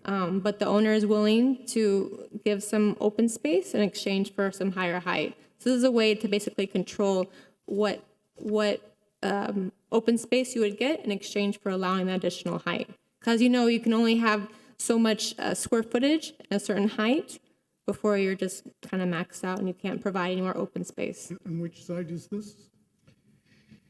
Where the pizza place was. No, closer, right next to Ponce de Leon, right in front of Nordstrom. There's an empty lot. The only empty lot property parcel in this whole area. That is. We're looking to do a hotel. Isn't that the Avenue? Isn't that where they want to do the Avenue Hotel? The avenue is on San Lorenzo and Laguna. Yeah, that's It's on what- that's- the, Just inside. the west On side the of the other mall. side. Yeah. Did you want to finish your slides up? Well, I just want to have this up for reference for answering any Got questions. it, okay. Yes, Felix? Julio, when you designed Merrick Park, how big did you make the green space? Do you recall? But it was pretty substantial. Yes. We need, Can you speak to the mic? Oh, I'm sorry. So- I know, I don't remember the dimension. It was a result of the demands for the Rouse Corporation. Right. With the amount of square footage that they needed for retail. Right. And to create an open space big enough that wouldn't be significant. You're making my next point. And the reason is that when Julio designed Merrick Park and he made this beautiful green space in the front, the proportions and the size were appropriate to this gigantic commercial area. What I find disturbing about this is that it sounds great from a perception standpoint, but these little pocket parks are altering visually from all the single-family area to the north and to the northwest, and also all the way across from the high school and across Riviera, where now they get to see another almost 30 feet more of additional height. And most people, they feel like they're being attacked visually, because these buildings, on top of everything of being there, they don't just have the lights for the FAA requirement up on top. They're now lighting these buildings like Christmas trees. And it's offensive when you're in the single-family residential area. This is in my opinion, it's like pollution. It's a visual pollution into the single-family residential area. I don't find any redeeming value to try to say, well, this little pocket park that's 50 foot wide by 100 foot deep is even going to come close to, a beautiful park that Julio designed for Merrick Park. I think, in my opinion, I disagree 110%. The second thing is, this area is a very intense area. Very intense, a very urban area. It's become a very urban area. And what has happened is that because it's the recipient of the TDRs, so on top of that, you've increased the FAR with the TDRs. Now you're squeezing the site, giving them an incentive to give us this little, I wouldn't even call it a dog park, but it's a micro park. This is not Manhattan. Unfortunately, what's happened is many of these buildings have already been built, and there aren't enough amenities for the thousands of people that are going to be living in that area. And now by adding additional height that could be seen from most of the single-family homes so far across away from Bird Road beyond University, I think is a travesty. That's my opinion. I am definitely against this because we're not getting the perception of we'll give them a little height and we'll get a park. This is not a usable park. The park that Julio designed across the street, that's a usable park. What I'd like to do before we continue with board discussion, Jill, do we have anybody for public comment? Yes, we do. I'd like to And go I'm gonna ahead. make a motion because we're gonna have to extend the meeting. Yeah, go ahead. We have to go ahead and make a motion to continue. So I'm gonna make a motion to extend to 9:15 to start with that, and we could take it up on we at have a that point. motion to 9:15. We can do that as a voice vote. We have a second. All in favor, say aye. Aye. Aye. Anybody against? No. Go ahead, call the individual, please. Victor Salcedo? Yes, hello, board members. Yes, my name is Victor Salcedo, and Could you state your address for the record, please? Excuse me? Could you state your address for the record? 126 Frau Avenue. Thank you. Okay. I saw the little picture there. It's really doesn't give a rendering of how the park would look. There was no architectural rendering, so we could actually see what's there. It's just a box with a little green space. So the people that want to develop didn't invest any money in showing us what they want to do, number one. And number two, I don't see, there's no parking in the area. Because I go to Chase Bank just across the street. I no longer can go there simply because there's no parking anywhere around there throughout the day and into the late afternoon. So when they're making this building right here, there's no parking space at all for the building. And let alone, how are the people going to get there to the park if it were to be constructed? So I see it totally negative as far as the building, and the only way I could see any kind of redeeming value would be if the architect or the developer would come here and state what he wants to do and what kind of park he wants to put and what kind of building. But just a box there and say, approve it? No, that's not, there's nothing there to approve. Thank you very much for your time. Thank you. I just want to advise the board this. We are not looking at an application. Correct. It would be really inappropriate to discuss an application that's not before us. There hasn't been an opportunity for the application to be heard. We're looking for a general zoning code amendment, and I think that the discussion really should be to the concept, which I believe that you did that, and not to look at like, okay, well, what project is this? No, gonna fit for? and the reason I asked, Mr. Attorney, is that we did an approval a couple months ago for remote parking. That, I just wanted to make sure if it was that or not. But specifically to this, I just want to see if there's anybody else, unless you want to make a comment specifically to that gentleman. We have one more speaker. okay. Jim Doherty? Jim Doherty, 1230 Catalonia. I also own two buildings on Ponce in the 4200 block adjacent to the project that the other gentleman was referencing.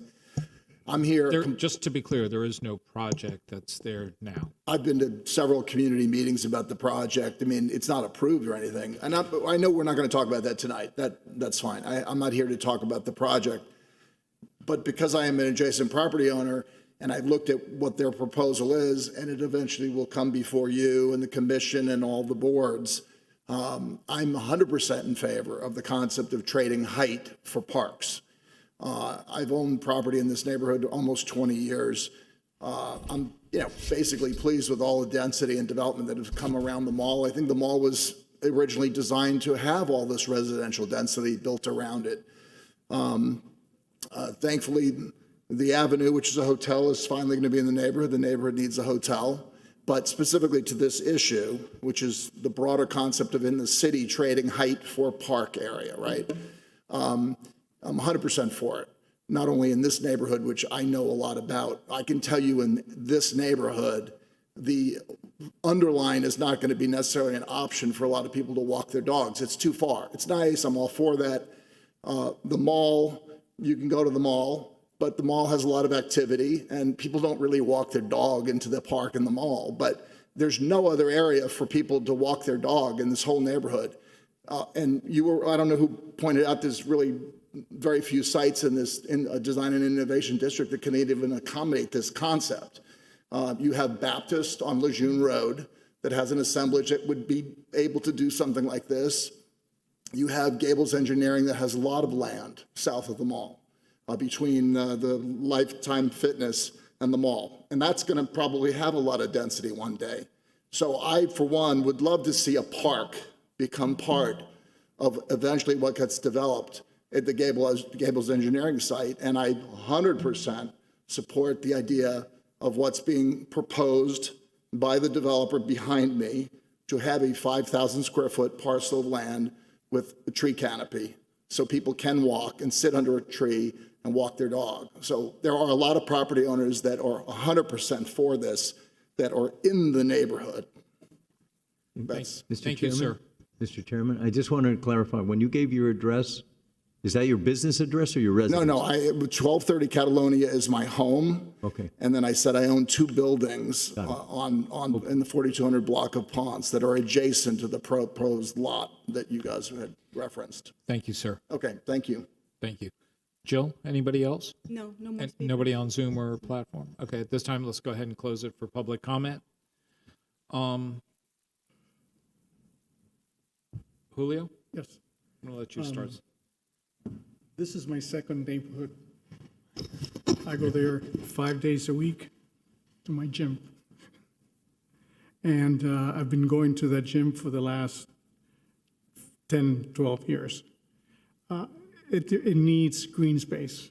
It's been a very successful change in zoning from an industrial zoning to what it is right now, which is actually a very good neighborhood.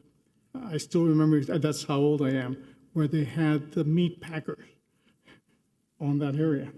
And you would go around and you would see the people coming out of the neighborhood. Felix remembers it, and they were all full of blood, because that's what they used to do in there. So it went from there to one of the most sophisticated neighborhoods in the city. And it's a dire need for green space in that area. So anything that we can do to help bring that about, I would go for it. In addition to that, there is becoming a very high-rise area, not because the city of Coral Gables allowed it, but the city of Miami, who is adjacent to it, is allowing very high buildings right next to it. So you can't escape the high-rises. But if there's a zone in the city that should allow for the higher buildings, it's this area. And if the benefit to the neighborhood and to the residents is to get a little bit more green space, I'm all for it. Thank you. Sue? This is almost another discussion on an MX 2.5, because the height is 137.5, right? That would be the max height for this area? Yes. Yes. Okay, so that's exactly like an MX 2.5 that we were talking about previously, right? So is that the It's the intention, to same make this height. an MX2 district? It's the same height because of the number of stories. 13 and a half is the magic number for a story in our Okay. zoning code. Okay, one other thing, page 2 of the report here, it says up to 150 feet. Is that a error? Yes, that's an error. Pardon me? That's an error, That's an yes. error? Okay, because that freaked me out, because I said, whoa, they snuck that in there. So that is an error. It's only 137.5, right? Yes. All right. I mean, not only, but it is less than 150. So the TDRs, explain how the TDRs would work in here. Yeah, so a TDR is, in Coral Gables, is only from historic property. So if a historic property in a ascending area, which right now is just in our CBD, our downtown area, and our North Ponce area for those multifamily buildings. When a property is designated historic, they're then allowed in that area to send their excess extra square footage. So they have that on the private market. they sell to a buyer, to a developer, and that developer then purchases that TDRs, and they use it to their new construction in a receiving site. The receiving sites are only along the North Ponce Boulevard, between 8th Street and downtown, and within the CBD, and also within the Design Innovation District. Okay, so It doesn't add, sorry, I just want to clarify. It doesn't add as far as the number of stories or number of height. It's really just making the building fatter. Right, it's just the square Square footage, footage, right? yes. So smaller units. If they want to, or larger units. It doesn't really. Okay. I don't know. You know, we're just, you know, going higher and higher and higher. I mean, I don't hear anybody saying let's stay the course higher. So I have to think about this, but I'm tending more towards what Felix is talking about, especially with the intrusion of the lights at the top, the rooftop amenities, et cetera, just overspilling into the residential area, the residential neighborhood. So I got to think about this a little bit. But Sue, I just want to be clear about one thing. There is nothing that's being presented to you today that has the roof lights. If a project does come, it will come at that time, and we can discuss the roof lights or whatever is appropriate. I'm sorry, we do have a speaker on this item. She had sent a message to CGTV and not me. Okay, if it's okay with everybody, I'd like to give that speaker an opportunity. Yeah, I just want to make one more comment. Why did we sell our Greco Park, Greco potential green space? I mean, that would have solved the green space problem in the area, and yet we sold it for the cheap, 3.5 mil. And now we're looking for postage stamps for little green spaces. I mean, it's crazy. I mean, there was no forethought put into parks. I mean, we gave it away. That's my only comment. Okay, go ahead, please, Jill. Cheryl Gold. Ms. Gold, if you could please open up your mic. Good evening, and thank you for accommodating me. For some reason, my request went. Can you hear me? Yes, we can, Ms. Gold. If you would like to be sworn in, we need to visually see you, and if not, you just won't be sworn in. Yeah, no, let's forget the sworn in at 9 o'clock at night, okay? And I'm actually in New York and have listened to the entire meeting. So I'll make it very brief, and I'll try not to address what the developer, just address the concept actually of putting a park on the rooftop. Do I understand that correctly? Is this a trade-off for the extra height, green space on the roof? No. Is that the concept? It is not, ma'am. It is not. The green space would be on the ground level? Yes, ma'am. Okay, so, then I will forego my comments then, but it wasn't clear from the, I guess, the illustration. It sounded like they were going to put, so what are the rooftop amenities then? No, There are no rooftop amenities, ma'am. Okay, all right. And So it's not a green space- project that we're looking at this time. No, I understand that. And I'm just trying to address the concept of adding height for these postage stamp green spaces. So in other words, the green space could be on the ground or it could be on a rooftop. Is that correct? No. No, it could. Okay, all right. I think the Thank you graphic is for the confusing. clarification. Because it's green color. Exactly. That's If why. this was Okay. blue, it would not be confusing. Okay, thank you, ma'am. Actually, Yes. Mr. Behar, the public park, if you look at the illustration, and it is green, and it says public park, and that's what's confusing about this. You're right. And I thought there was a reference to rooftop and amenities, and then we got into the light thing. I'll just say one thing in closing, and I am a green space and tree canopy advocate. I've been one for like 35 years. And I probably won't be attending all of your meetings, but there is a tendency to talk about these rooftop parks. And I would just remind everybody about the extreme heat events that will be increasing, the difficulty and challenge of tree canopy, providing shade on a rooftop. And so I don't think that these are practical, and I'm certainly against the one that's been proposed on the mobility hub. I think it's Thank you. irresponsible. Thank you, ma'am, but that's not what we're discussing tonight, but it is noted. If you would, please, I don't know if you stated your address for the record for the court reporter? It's 721 Biltmore Way. Thank you, Ms. Gould. Thank you. Have a nice night. Do we need to extend the I'll time? make a motion to extend for another 15 minutes to 9:30 so we could, be done with this tonight. We have a motion 9:30. I second. We have a second. Everybody in favor, say aye. Aye. Aye. Anybody against? No. Okay. Where were we? Felix, you had spoken. Sue, you had gone ahead and made your comments. Julio had. Robert? Okay, thank you, Mr. Chairman. I brought something that it was not related to this, but I was going to talk about it because the state passed a state bill. It's called the Senate Bill 102, which is the Live Local Act. And I want you to know that if this or any property we're doing residential, they don't even have to come to us. And I don't know if the city attorney have taken a decision, but I could tell you the city of Miami and Miami-Dade County already came with their opinion, and there's nothing that we will be able to do about it.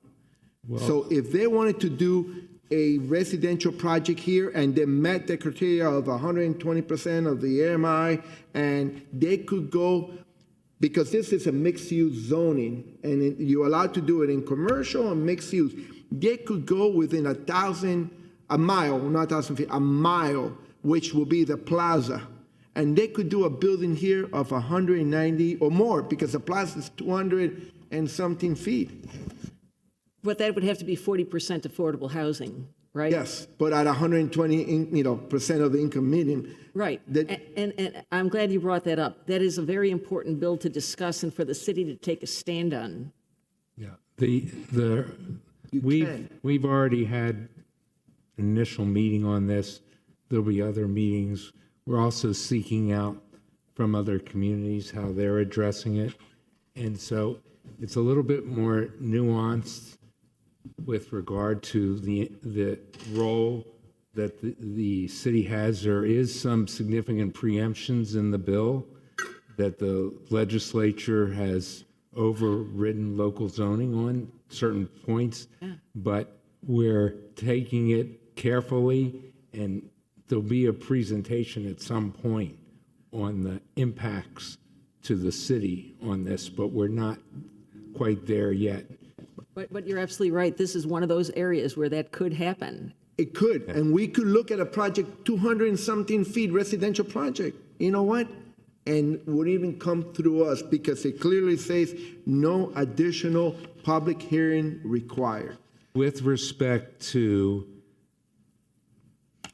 height, density, and zoning, there are other metrics involved that the city still has input, but I don't want to get ahead of the people that are looking at this. So I just want to say it's a very good point to make because it's a very significant bill. I was at the Florida Municipal Attorneys Association, and we have till 9:30. You're going to extend it to 11:30. No. But I just brought it up. I just brought it up because potentially you could do this, okay? And I'm going to specific to the presentation tonight. The 5% is that of the entire site that they're looking at. So it could be a significant 15%, it's not, that's in addition to what is required.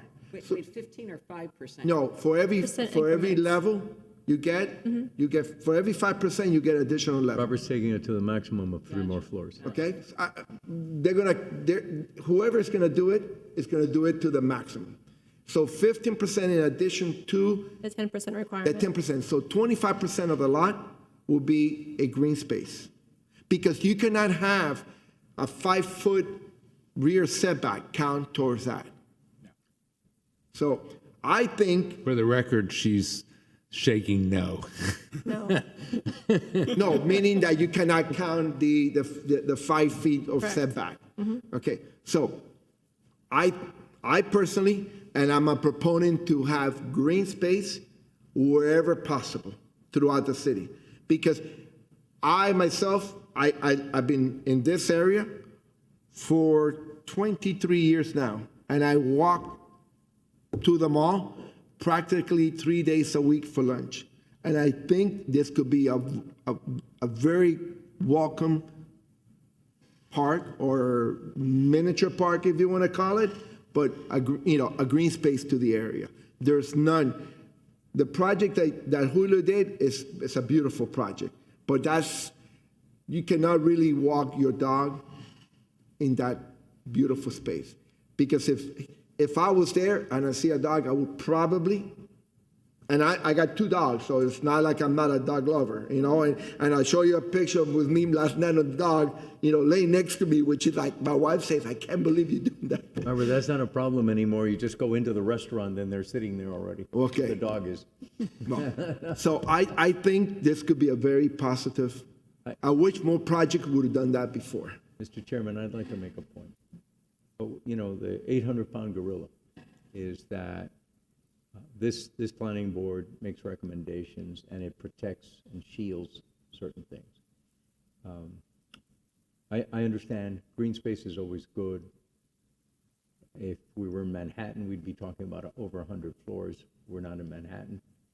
What's happened on Brickell, I think, is obviously a change, but I don't necessarily agree with the change because I'm old enough where I remember what it was like and where we are now.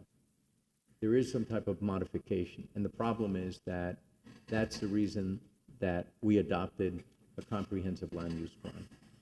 This is a change of the comp plan. It's a change of the comp plan to allow additional height.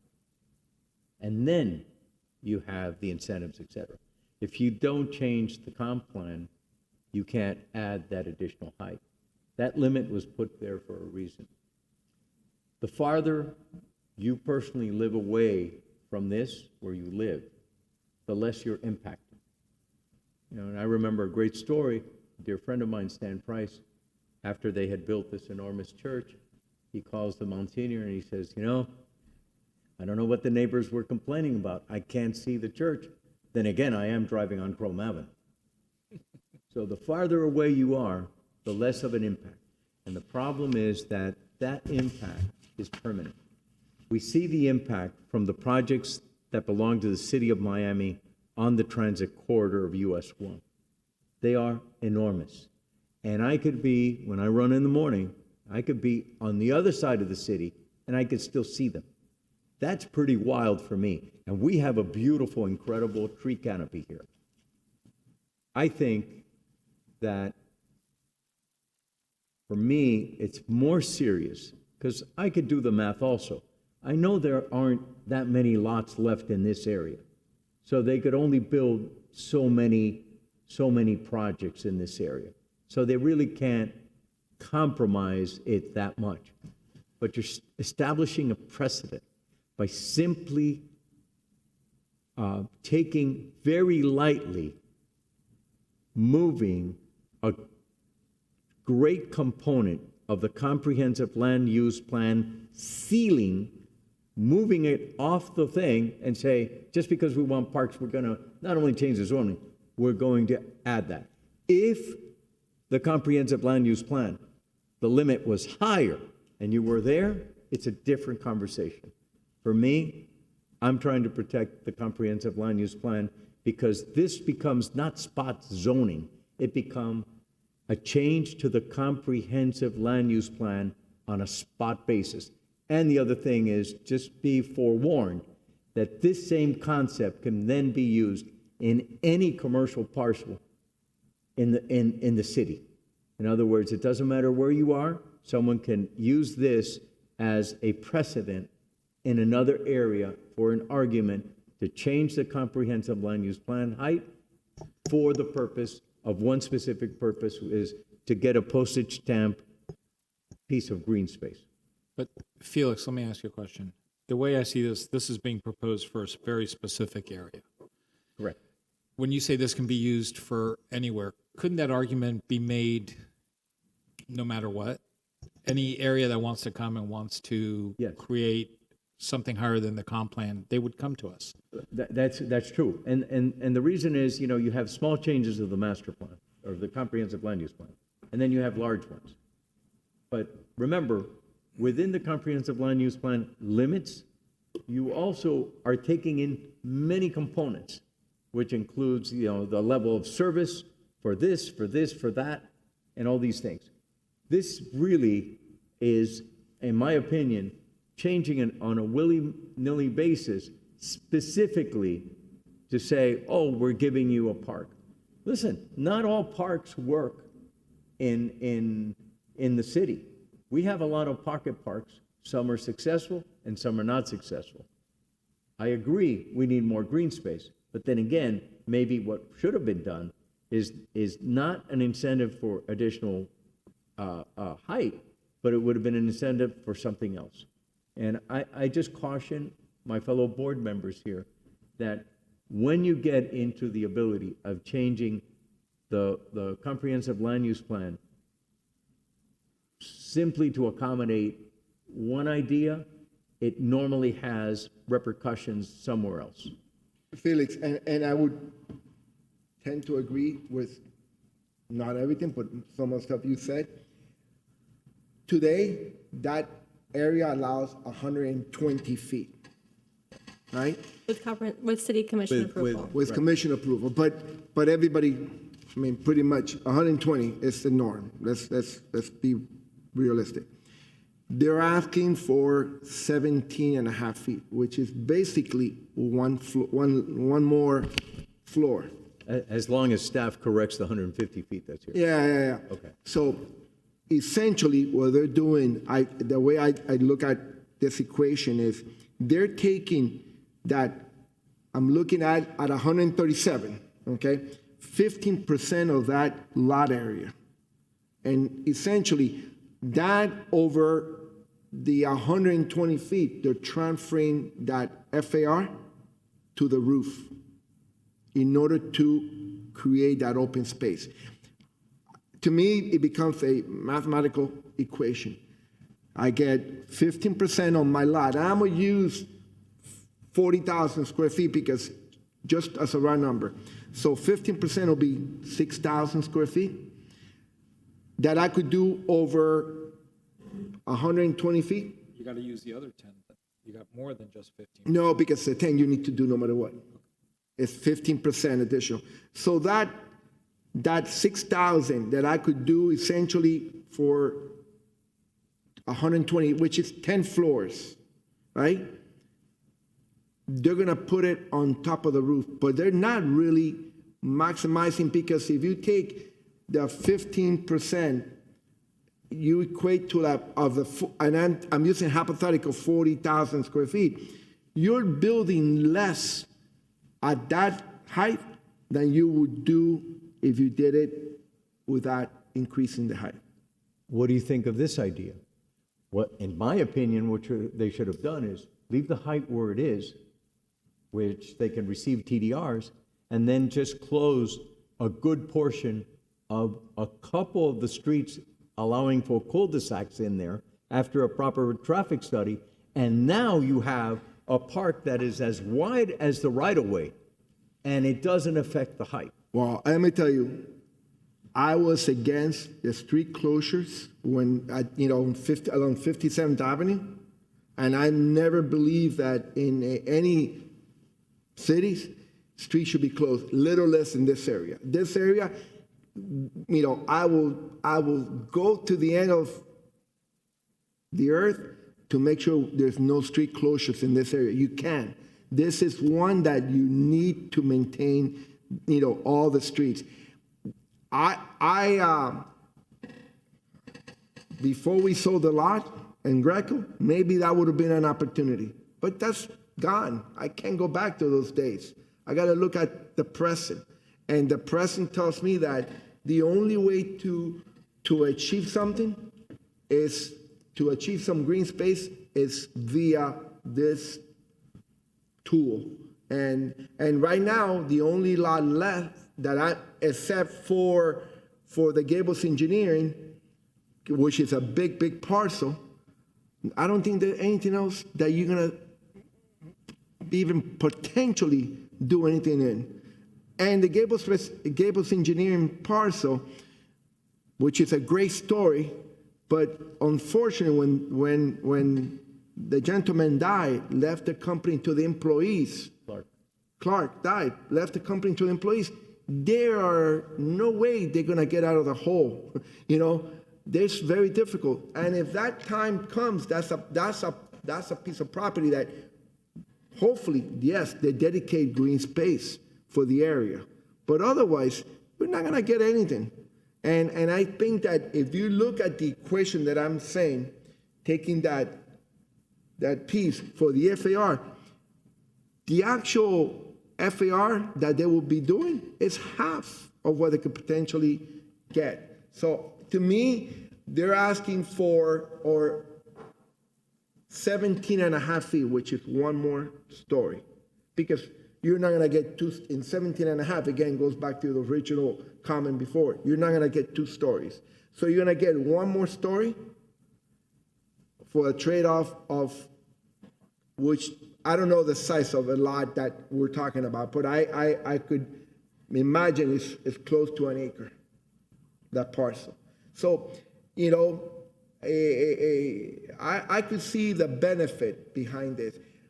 And Miami-Dade County, and I'm gonna be guilty of on the city of Miami side, okay? You know, that just got approved for RTZ, the rapid transit zoning. Okay, it got approved. So when the owner of the property comes to develop a building, they have the right to do what the other buildings did. And we are not gonna be able to do anything about it. So I'm looking at the time. Is anybody going to want to make a motion so we can extend the time? Or nobody wants to make a motion, we don't need to extend the time? I think You're going to want to make a motion, so let's go ahead and extend the Look, time. I really don't know if we need, I mean, I'm not gonna make a motion to extend any more time. It's just because we have 2 items that have to be individually.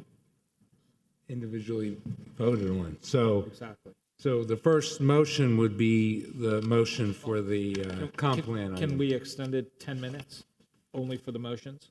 If you're going to make a motion? Or if I'll make a motion to extend for 10 minutes, but I'm hungry.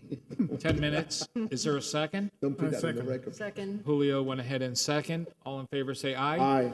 Aye. Anybody against? No?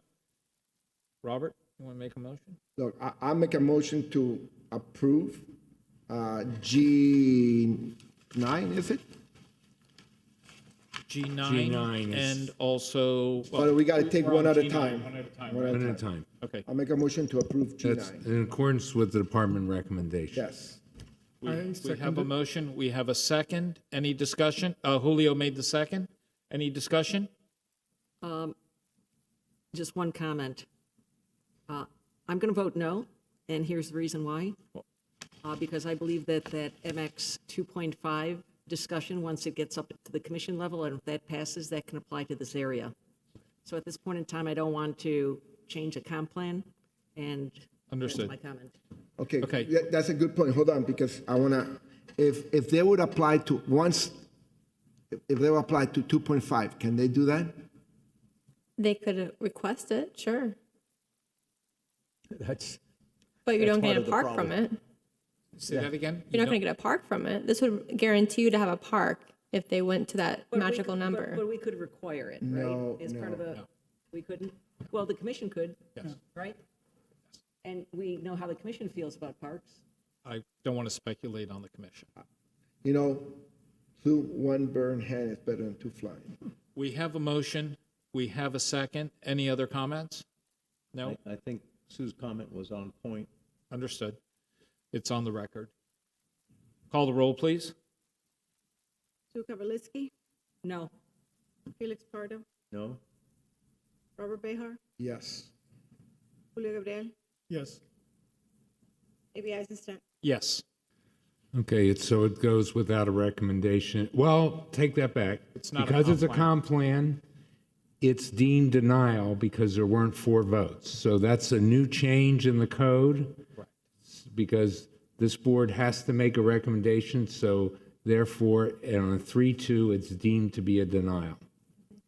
So because of the denial of the comp plan, do we even vote on the zoning? Because Since you're making recommendations, you should vote on both. I'll make a motion to approve G10 as presented and with The caps. staff's recommendation, we have, I second it. Yeah, Second. and I just want to make something clear. What you're doing is not approving an item. You're making a recommendation to the commission. That's why we're taking both. Okay. But I get your point. Yeah. Okay. And have one with the other. any comments, Sue? No. Call the roll, please. Robert Behar, Yes. Julio Gabriel, Yes. Zuka Walensky, No. Felix Pardo, No. A.B. Eisenstadt. Yes. Okay, so that goes with, because it's the zoning item, that is a 3-2 vote, and it goes without a recommendation. And Mr. Attorney, I just wanted to say something for the record and make sure that whomever your counterpart is with the commission understands that they can't approve the zoning without approving the change of the master plan, because you Well- have one in violation of. Well, you've made a recommendation for denial, of but that's not binding on the commission. They just need your recommendation. So you've recommended it. It would be up to the commission as far as what they choose to do with these 2 items. Thank you. I move to Thank you. adjourn. We have a motion to adjourn. Second. We have a second. All in favor, say aye. Aye. Aye. I should have addressed something. I forgot. I'm gonna address in the next, we're done. This is yours. In the next meeting, I'm gonna address an email that was sent to the board members by but I'll wait till the next meeting, by the property on 10 Aragon. I'll do that next meeting since we already adjourned this meeting. Okay.